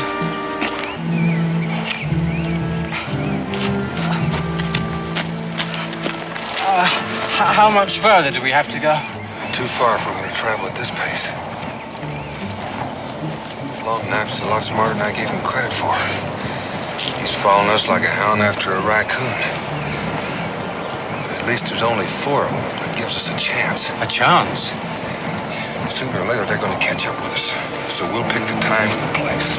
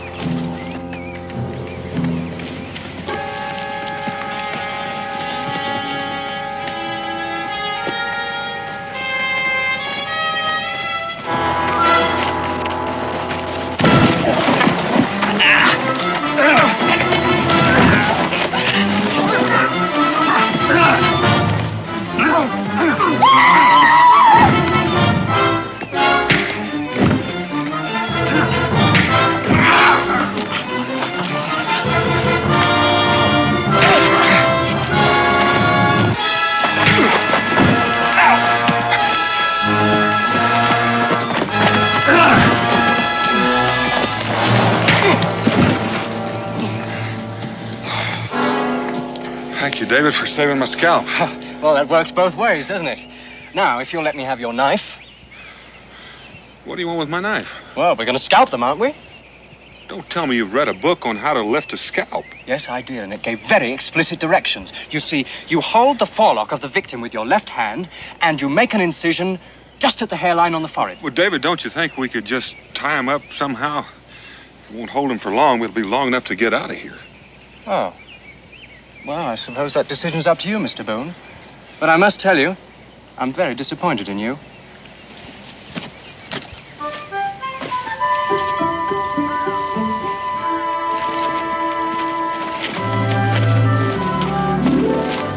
Mr. Boone, aren't we traveling in the wrong direction? Well, we have been for several hours. Why? Well, it's a long way around, but it sure saved our hides. How? Take a look.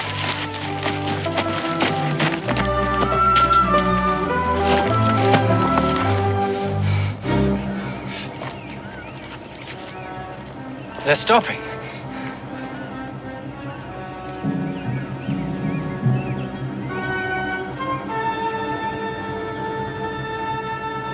The boundary line. We've made it into neutral territory. Does that mean we're safe? Another day's travel, we ought to be in Boonesboro.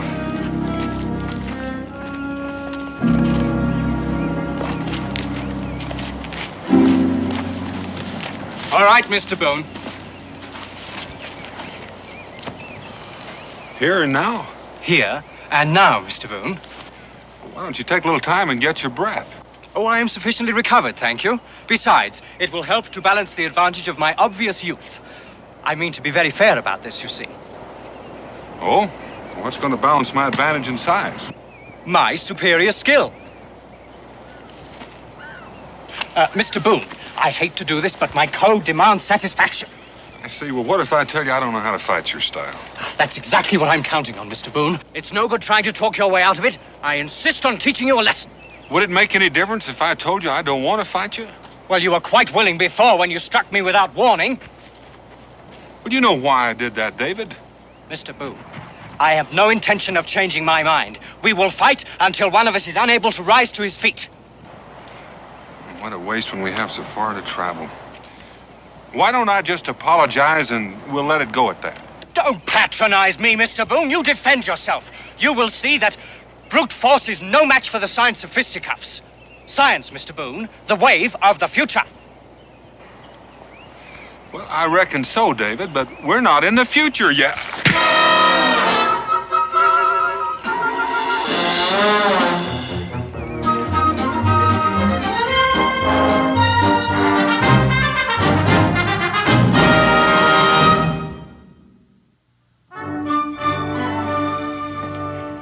I see David hasn't changed. Oh, you mean the painting? I hoped he'd give up that nonsense, but I suppose it was too much to ask. I spent the better part of 20 years spoiling him. I couldn't expect a few short months to make any difference. You would be expecting too much, wouldn't it? Well, at least I made the effort. Still, it wasn't very fair of me to wish him off on you and Dan. David! Hello, Father. It's good to see you, boy. You look wonderful, son. Well, you look pretty good yourself. And all dressed up in buckskins.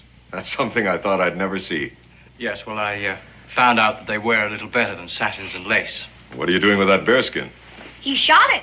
I helped him skin it out. We're going to make a rug for Mom. Father, I'd like you to meet Israel Boone. Pleasure to meet you, sir. How do you do, Israel? Me and David are hunting partners. Bill. Dan, you've done a wonderful job with him.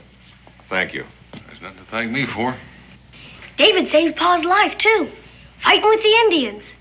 He saved your life? That's right. Where's your luggage? Oh, it's at the tavern. Well, nonsense. You're going to stay here with us. Nothing I'd like better, Dan, but I have to be on board a ship for Boston in a week. How soon can you be ready to leave, son? Well, Father, I hate to leave a job half finished. A job? We're building a cabin. Might take a while to finish, but then the trapping season will start. You mean you want to stay here? Well, at least through the winter, anyway. It's pointless to learn something and then not put it to use, isn't it? I think you're serious. I am. But what about your painting, your education? Well, I can use that education. Somebody should be writing a history of the frontier. One day, this will all be gone. Father, you can help me. You send me some supplies from Salem, and I can keep track of it on canvas, too. You haven't said anything, Dan. Well, I reckon you know what I'm bound to say. I think it's a fine idea. Besides, David said he'd teach me how to paint. That'll take a while. I knew it was too good to be true. You better watch him, Dan. You'll be making a dandy out of Israel, too.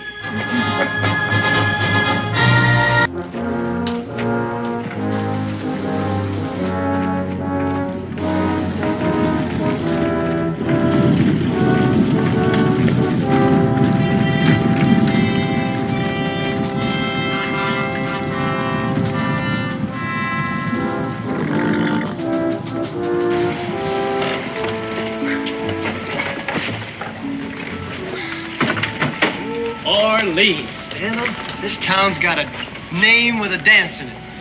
Business, Mason. We're here on business. People sure in a hurry down here. So should we be. Get these birds in here and start haggling with Trader Jacques. And then? Get out and get home. This town chews your kind alive. Yeah, ain't that wonderful?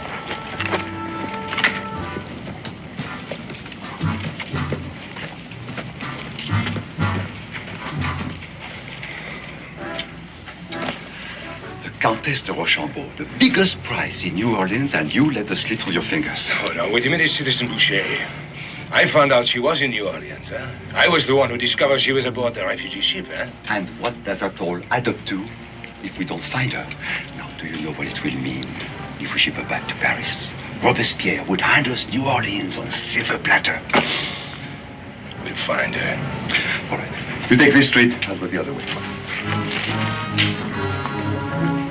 Presenting The Rage of Paris, a toy everyone can enjoy, be you 6 or 60. Every Republican home should have one. Citizens, the nobility of France has gone wild over this little instrument. King and queen, dukes and duchesses, one and all, have lost their heads to Madame Guillotine.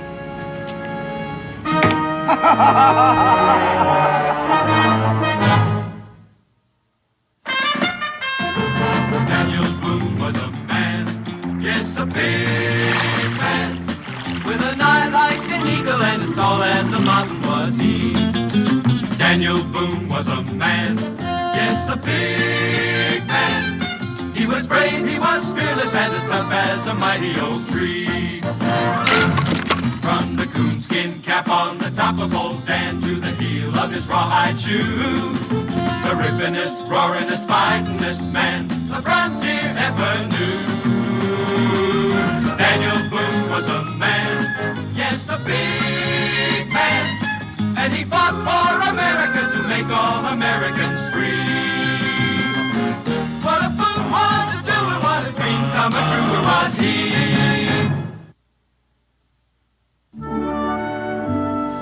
Only from Boone country does one find furs like that. It's magnificent. Get to it, Pelletier. How much? Oh, these are very disturbing times, Daniel. Mason, get ready for a terrible tale of woe. What is a businessman to do in this terrible situation? Who came first to New Orleans? The French, eh? All right, New Orleans is French. Then one day they have a war in Europe. And we wake up one morning, New Orleans is Spanish. Frere Jacques, tale of woe, tale of woe. Make your story briefer. How much for the beaver? And off we'll go, off we'll go. Well, hey, how can one do business in such a state of confusion? I got a solution for the whole affair. Oh? Someone ought to arrange another war between Spain and France, and this time the loser gets New Orleans. And now what is going on? The revolution is going on in France. So if we are French, which French are we? Now tell me that. Daniel, are all traders alike? Why, he's as long-winded as Cincinnatus. We're listening, John. 120 Spanish dollars. 150. 30. 140. 35. Eh? Jacques, you're some kind of skinflint, but you got yourself a deal.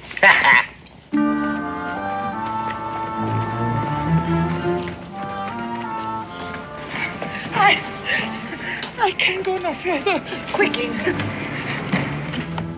Yes, tu nous déranges encore? Can I help you, sister? No, don't let us disturb you. We'll just look around. Come, sister. Well, Doc, we're going to need some supplies. Need a couple of bags of flour, bag of beans, sides of bacon, lead for shot, powder. You be want anything, Mason? Just sweet Sylvia here, if we can afford it.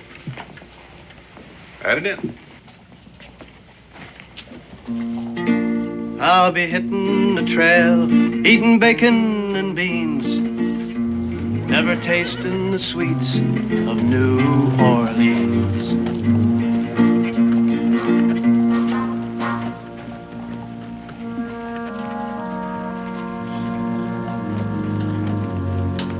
There's Yvette's and Mimi's and sweet Josephine's, but I'll never have kissed one in New Orleans.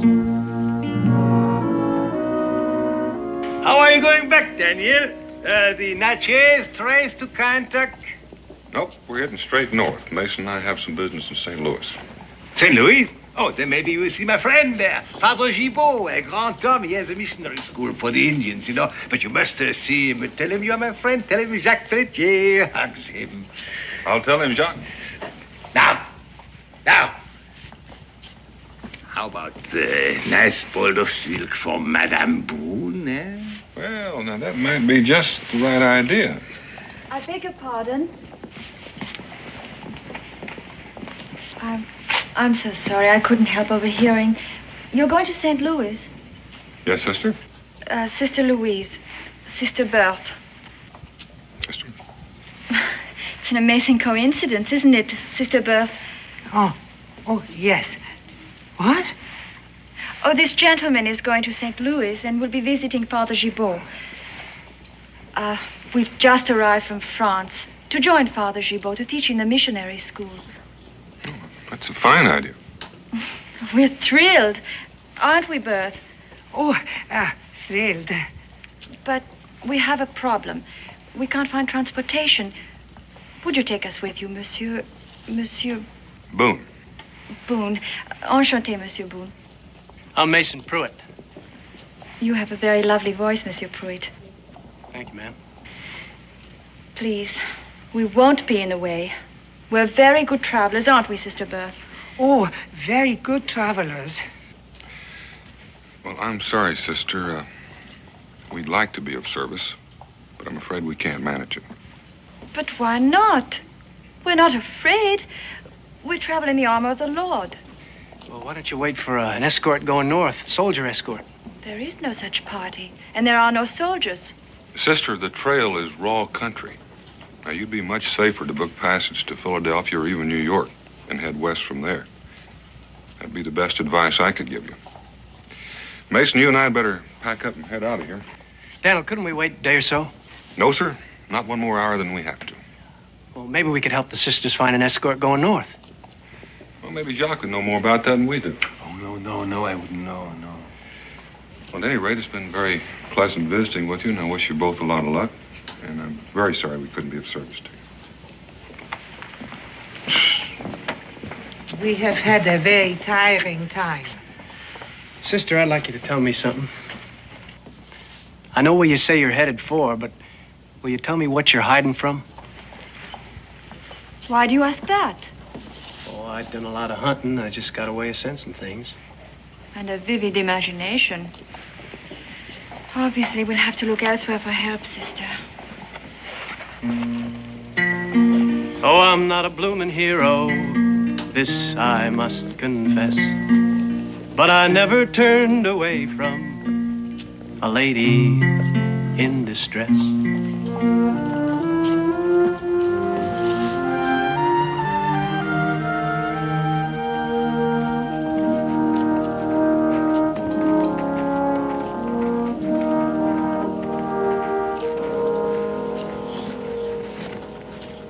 Daniel, I don't know how I'm ever gonna explain it.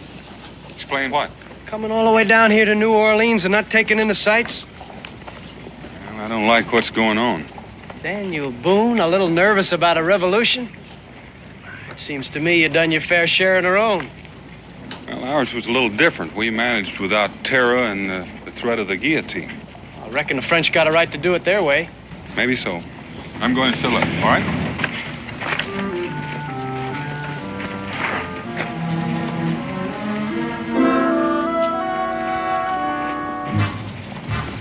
Citizen! We are looking for 2 nuns. Somebody sick? Oh, nobody's sick.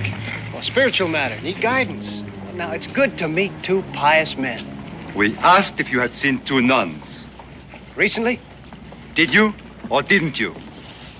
Well, you're gonna have to supply me with more details. Was they thin, stout, young, old? One was young, one old. Well? Well, now, that's a combination. That's a little more difficult. Let me think here.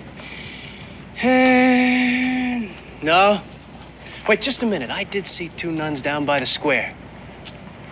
But they was thin and stout. You was looking for young and old? What'd they want? Religious guidance. You're a fine one to ask. Sister, your armor's showing. Well, you're going to have a long, hard trail to travel. Well, we got good company. Company? Sweet Sylvia. Get up there. I'll be hitting the road, eating bacon and beans. Never tasting the sweets of New Orleans.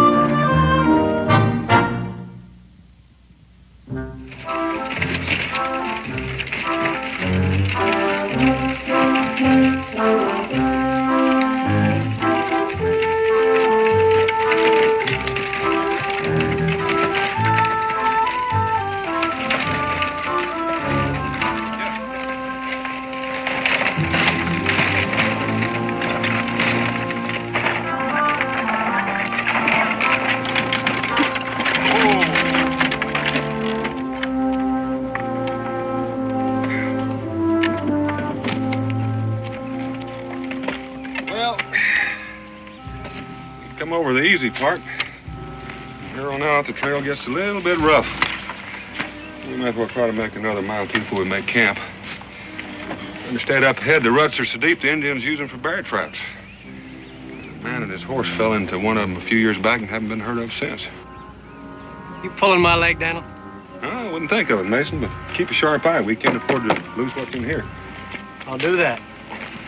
And Mason, while we pass under these trees, keep your eyes peeled, because snakes have a bad habit of dropping down from the branches. And as long as we're stopped, maybe you'd like to invite your guests to get out and stretch their legs.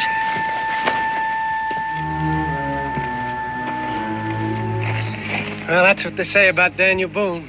Eyes in the back of his head. You knew we were here all the time? Most of the time. Looks like you're real anxious to get to that school in St. Louis. Don't take us back. Please. Please, monsieur. Well, believe me, sister, it'd be for your own good. You've seen what the trail is like, and it's the truth. What's up in front is rougher than what was behind. Oh, Monsieur Boone, it is so important for us to reach St. Louis. We're not afraid of what's ahead. Well, I can understand that, sister. Daniel.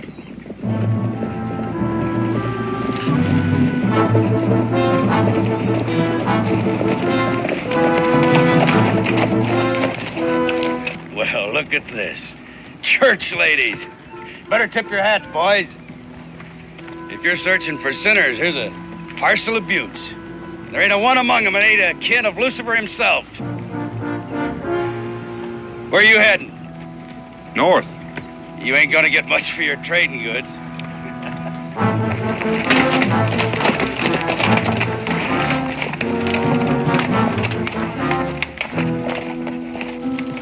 Why didn't you send us back with them, Monsieur Boone? Well, to tell the truth, sister, I'd rather have the Lord on my side than on theirs.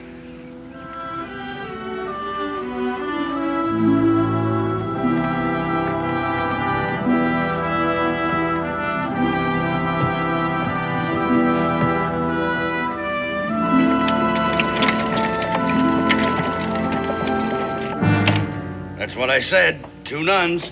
And all their, whatever you call it, big black dresses, black head pieces, looking like big blackbirds. They'll scare 5 years' growth out of the first bear they meet, that's for sure. How far up the trail did you see them? Oh, maybe 15, 20 miles. They're with a couple of trappers. Your men still with you, Horn? All right, get some supplies. I want to leave within the hour.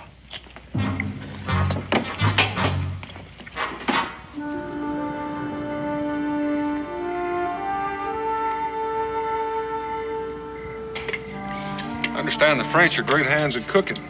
I am the living evidence, monsieur.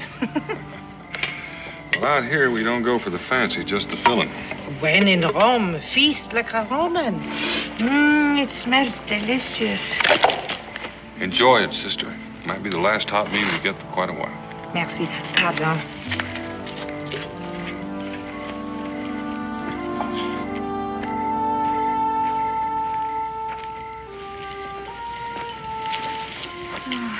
I'm just too exhausted to eat, Bert. All I want to do is sleep. You must eat, please. I shouldn't have let you come. They gave you in my charge as an infant. We have never been parted. Who knows what's ahead? It could not be worse than what we have left behind. Now, please, you must eat something. You know, it's a funny thing, Daniel. The way the older one looks after the younger. It seems to me like it'd be the other way around. Yeah, I've been thinking, Mason. You know, when you come into new country and you run across signs that don't make sense, it makes you a little curious. I'd just as soon know that the trail behind us is clear. So I want you to backtrack and take a little look-see. Tonight?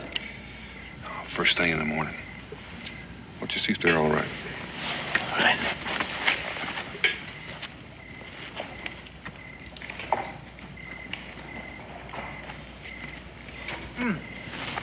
Is there water? Yes, ma'am. I'll get you some. No.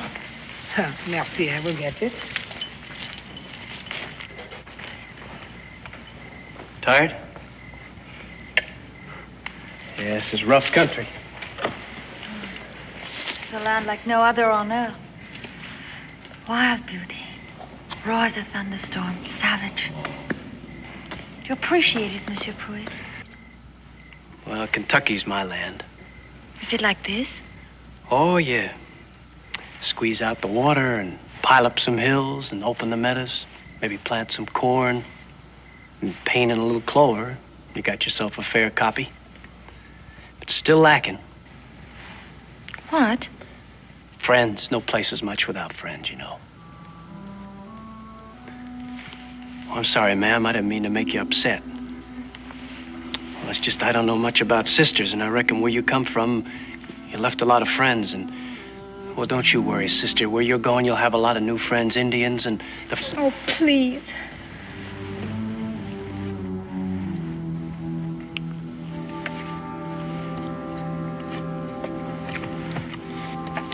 Oh, Monsieur Pruitt.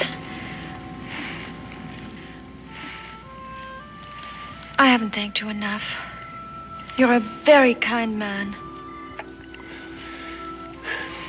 Excuse me, ma'am.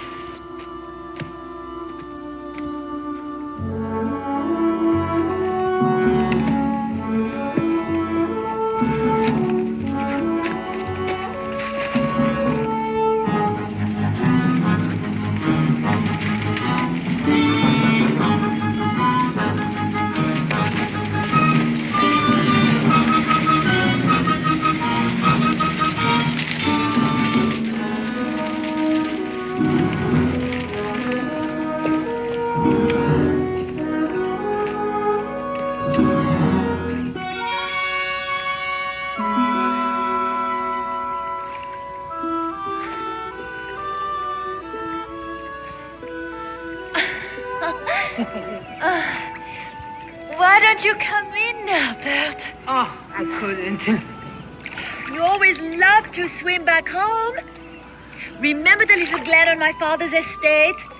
The willows and the big oaks and the swan. And the time you were chased by a swan right out of the water into the meadow. And father came riding by with a company of hunters, and you were... Louise! Not a stitch on your back. Into the rose bushes, into the thorns.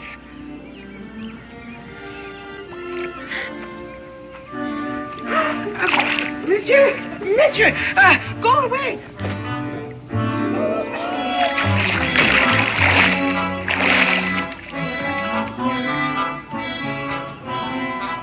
Louise!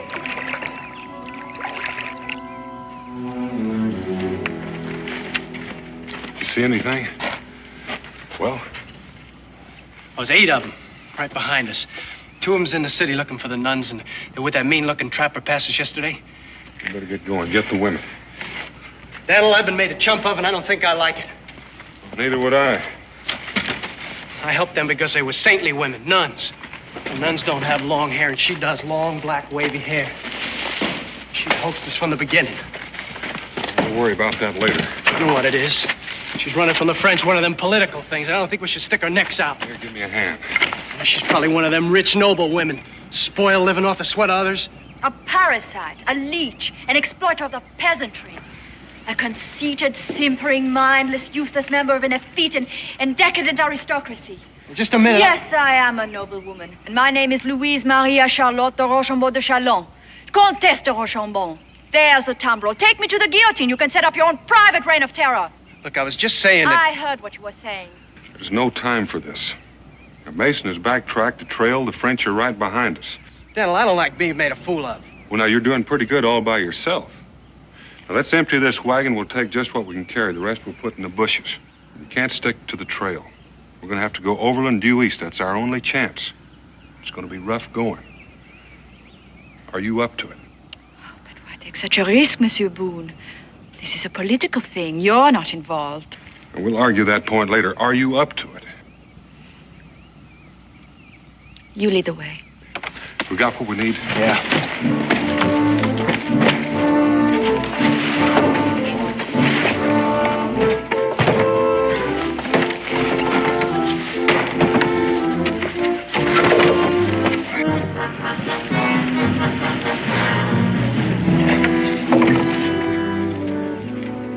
Why don't horse just follow your nose? Get out! Help! Get out!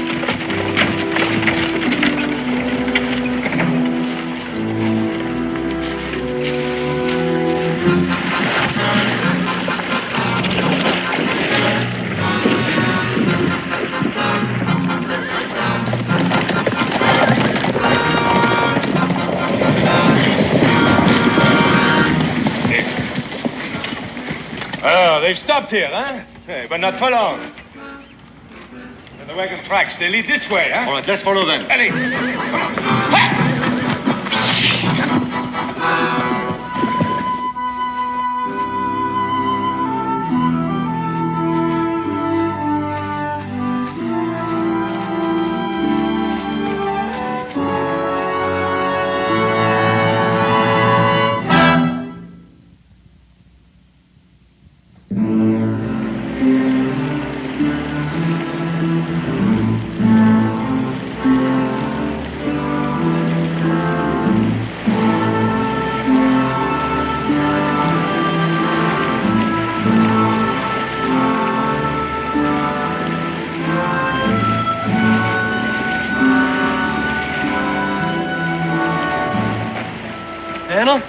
Go on ahead. I'll cover up these tracks and go on lay down a false trail.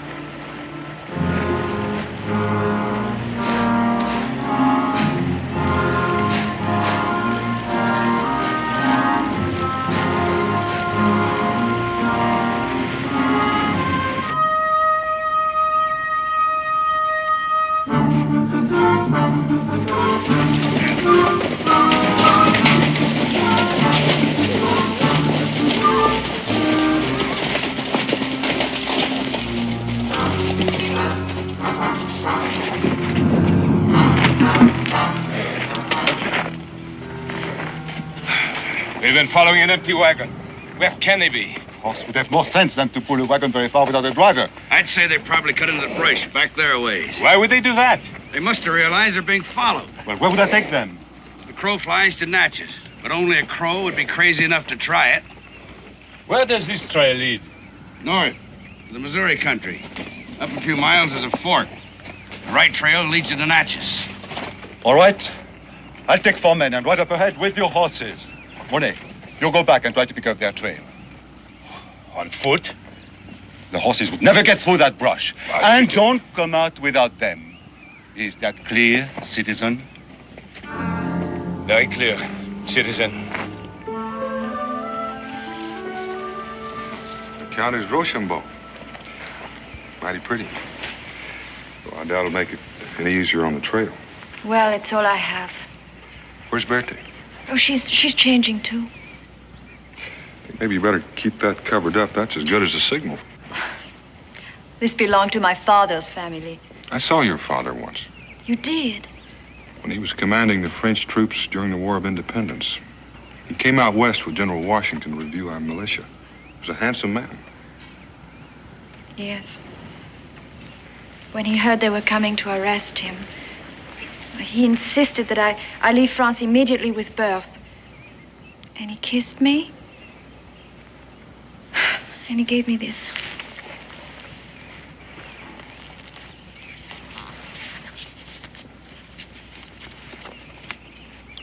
Continental Congress of the United States, Monsieur le Count de Rochambeau.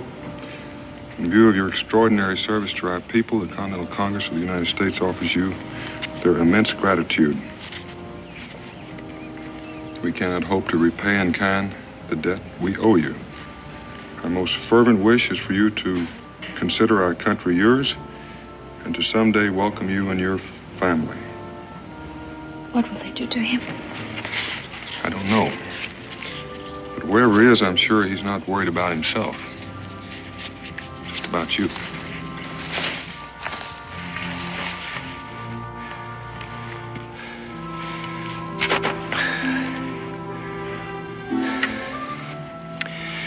I laid in a trail that'd make a hawk dizzy.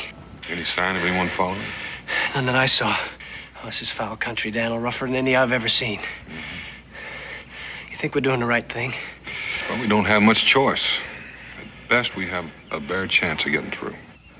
Well, I want to take that chance. All right. We'll cut straight east, then north. That won't get us to Missouri. No, but that'll get us to the Natchez Trace.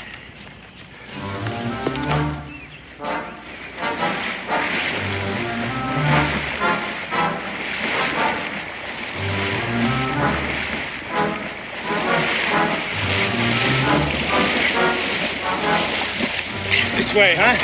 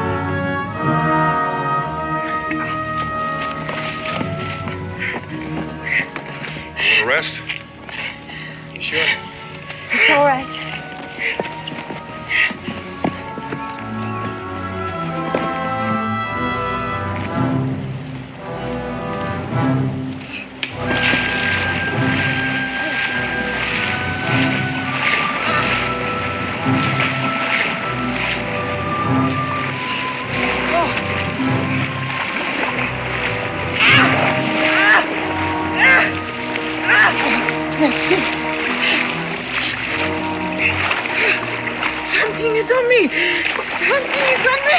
Ah! Monsieur! Monsieur! Ah! Look! Monsieur, something is on me. Ah! Leeches, fire some bark. Oh, please get it out, monsieur. Ah! There are more. There are more. Don't do that. Don't pull them off. She's covered with them. Oh, please. Mon Dieu, please get them off. In a minute, sir. Please. In a minute. Please get them In a minute. off. Oh, please. Okay. They're all off. They're all off, Percy. They're all off. They're all off.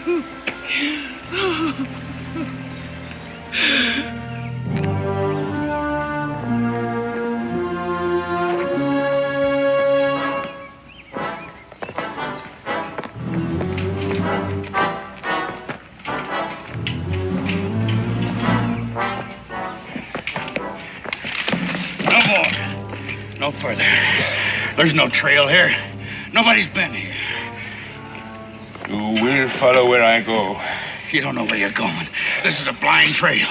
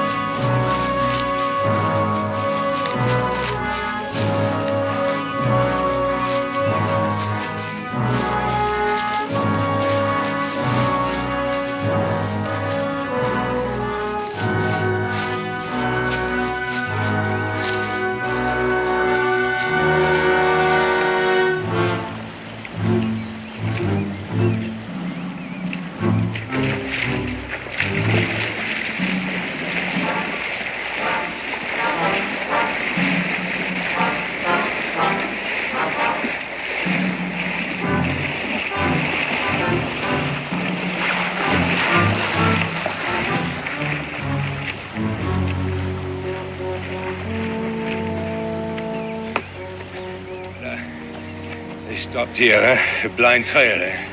It took us long enough.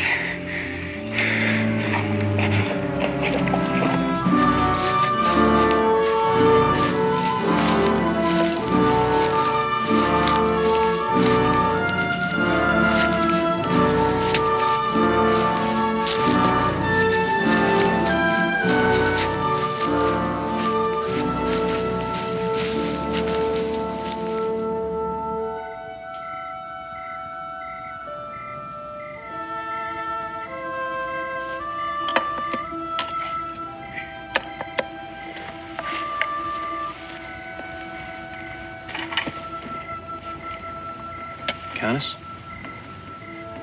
Cold beans. Don't dare a fire.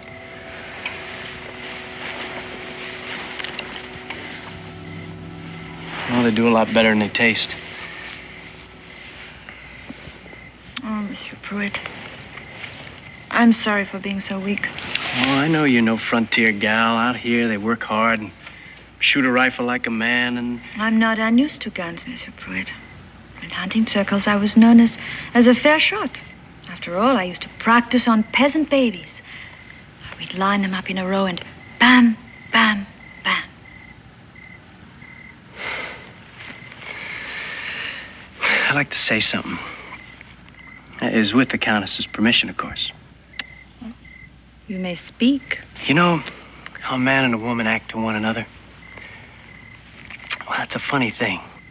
That's so? Yeah, well, it's not like one man to another. You can say one thing and mean another, and there's no harm done. Mm. But When a woman fakes a man, well, that's like taking a needle and just stabbing him with it. Causing great pain. And suffering. And the result is a man just gets mad and forgets his good sense and he says things he don't mean, stupid things. Do you know what I think? I think you're trying to say you're sorry, Mason. I reckon you're right. Now, Daniel told me about your pa. And I'm beginning to have great admiration for your family. Every member. Countess? Countess, gotta keep moving.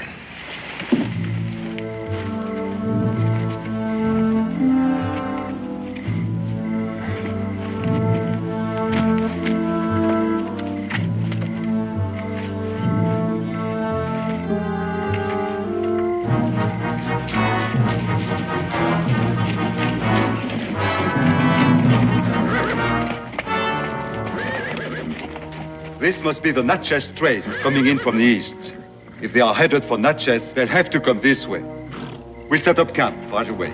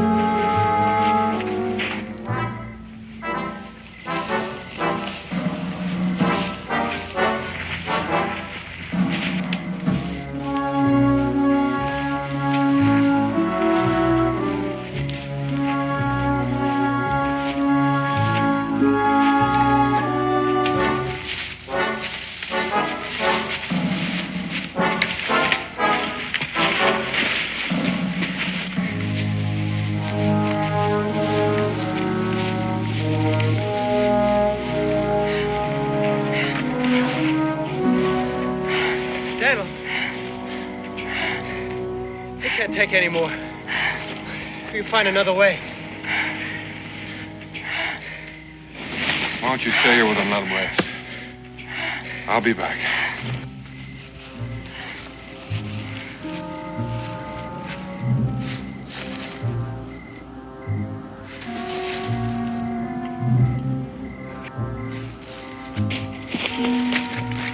Come on.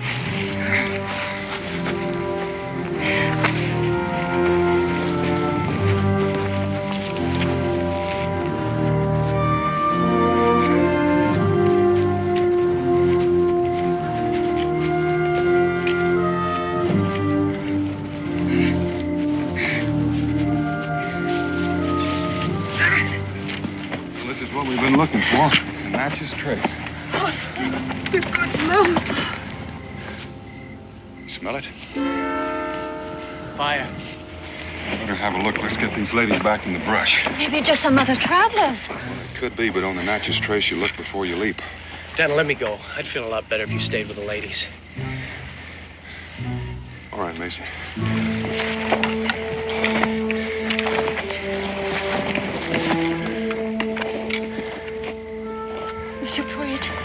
Be careful. I'm always careful. And Mason, bon chance. That's good luck in French.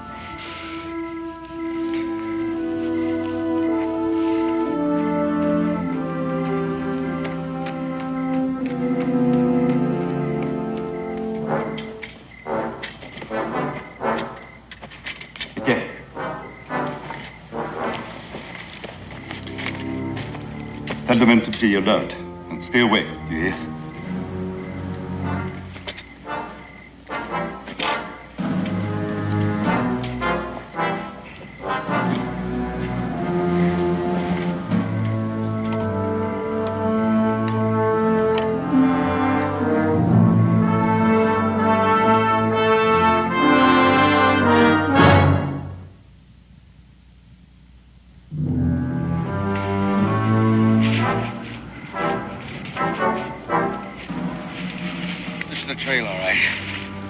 We're behind. This brush has just been walked on. Oh, boy. Let's hurry on then.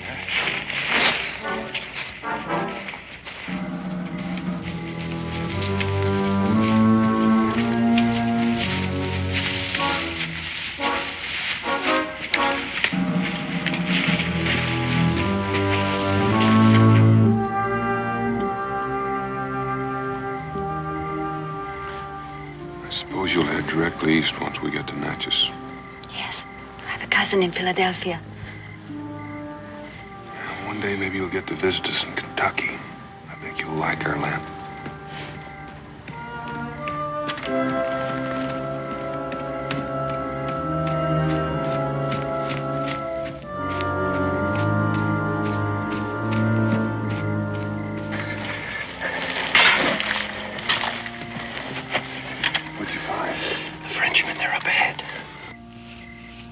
They must have taken the northern trail up, cut across due east of the trace to head us off.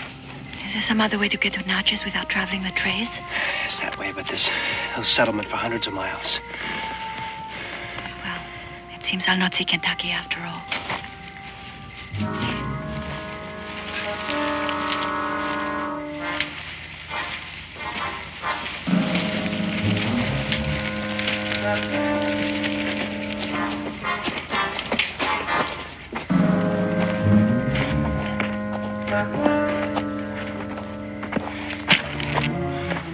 We made it.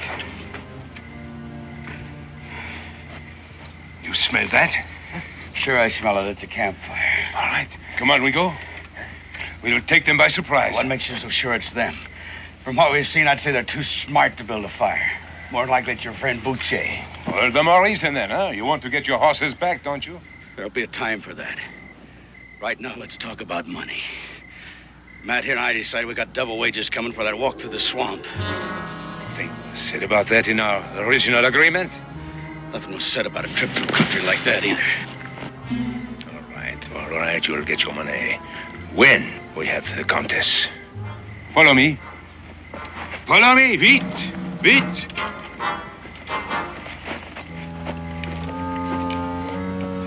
Daniel.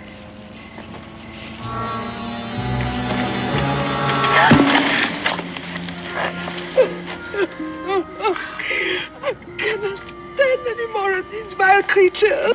Nor will you have to. You've taken care of me all my life, but I won't let you suffer anymore. Monsieur Boone, my mind is made up. No more running, no more hiding. Those men down there, they want only me. They don't care about you or Monsieur Pruitt or Berth. I'll give myself to them, then there won't be any more trouble. Countess, you may have just solved our problem. Daniel, you gone plumb out of your mind? You can't let her go. I'm not going to let her go. You're going to take her. What? You got a pistol, Mason? Yeah, in my pack. This could be a little bit like horse trading. What a horse has got to do with it? Nothing. It's a trading part that counts. You could have passed them in the dark. Well, the only way open is to the south, back to New Orleans. Unless they take to the brush again.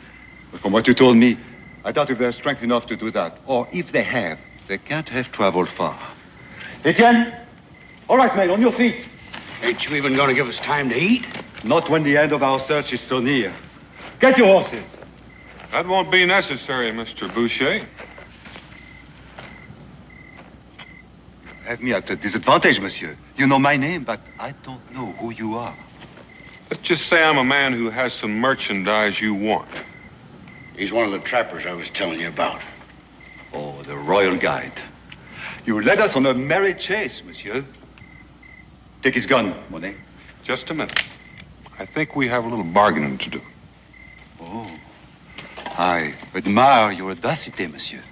But how can you suggest a bargain when there happen to be 8 of us and only 1 of you? I figure that Countess Rochambeau is worth more alive to you than dead. Granted. As I say, we have a little bargaining to do. She is not dead, Boucher. We would have found her on the trail. You hear, monsieur? Or are you suggesting that she might have met with an accident?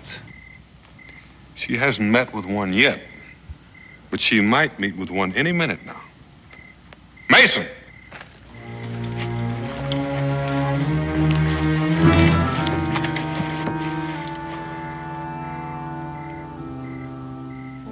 Tell your men to drop their rifles. Mason, count to 10. If they haven't dropped them by then, shoot her. 1, 2, 3.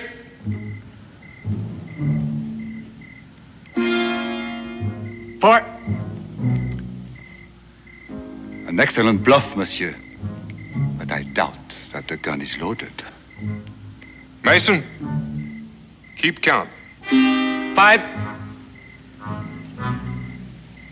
6, 7, 8, 9. All right, men. Drop the guns.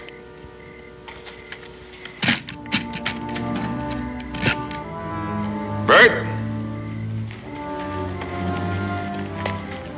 Get their rifles. So, what have you accomplished, friend? You cannot kill all 8 of us. No matter where you go, we will follow you. You there. Boucher promised to pay you for finding the Countess. Where's the money? Here? Are you mad? Of course not. He's gonna pay us when we get back to New Orleans. How's he gonna pay you? What do you mean? Is he gonna pay you in gold? Gold? Who has gold these days? They'll be getting French francs, of course. Paper.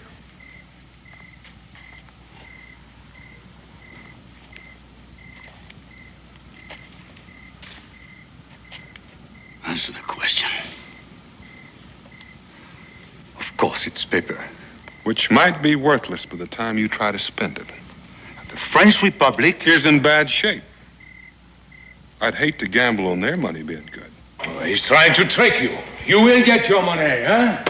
And it will not be worthless. What has he got to offer you? Here. What does that look like to you?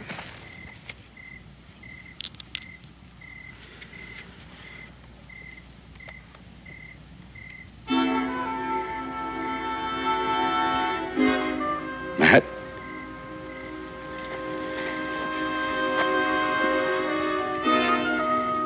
There's one for each of you. If you'll help us get the ladies safely to Natchez.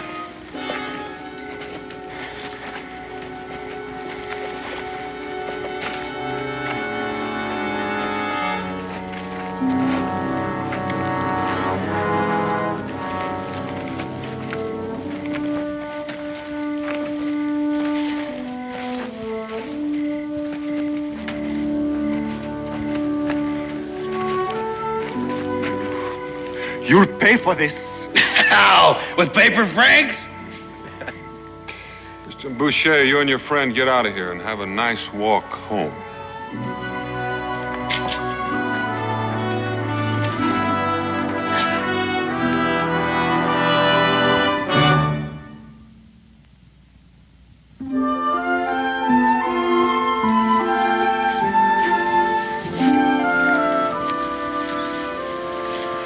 This is the first time in months I can take a breath without it catching in my throat. That's the best I could find this time of year. Oh, they're beautiful. Well, hardly makes up for that diamond necklace. A small price to pay for freedom. Countess, your carriage is ready, and with the soldiers to guard you, I trust you'll have no further trouble reaching Philadelphia. Miss Berthe, I hope you find this part of your journey more pleasant than you did the last. Oh, the way will be better, but not the companionship.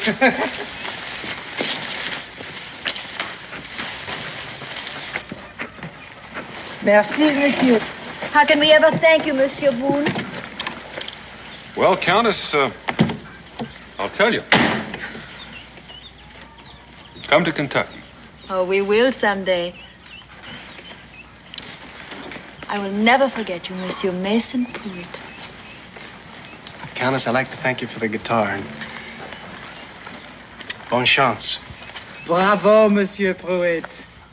Adieu. Adieu. Goodbye.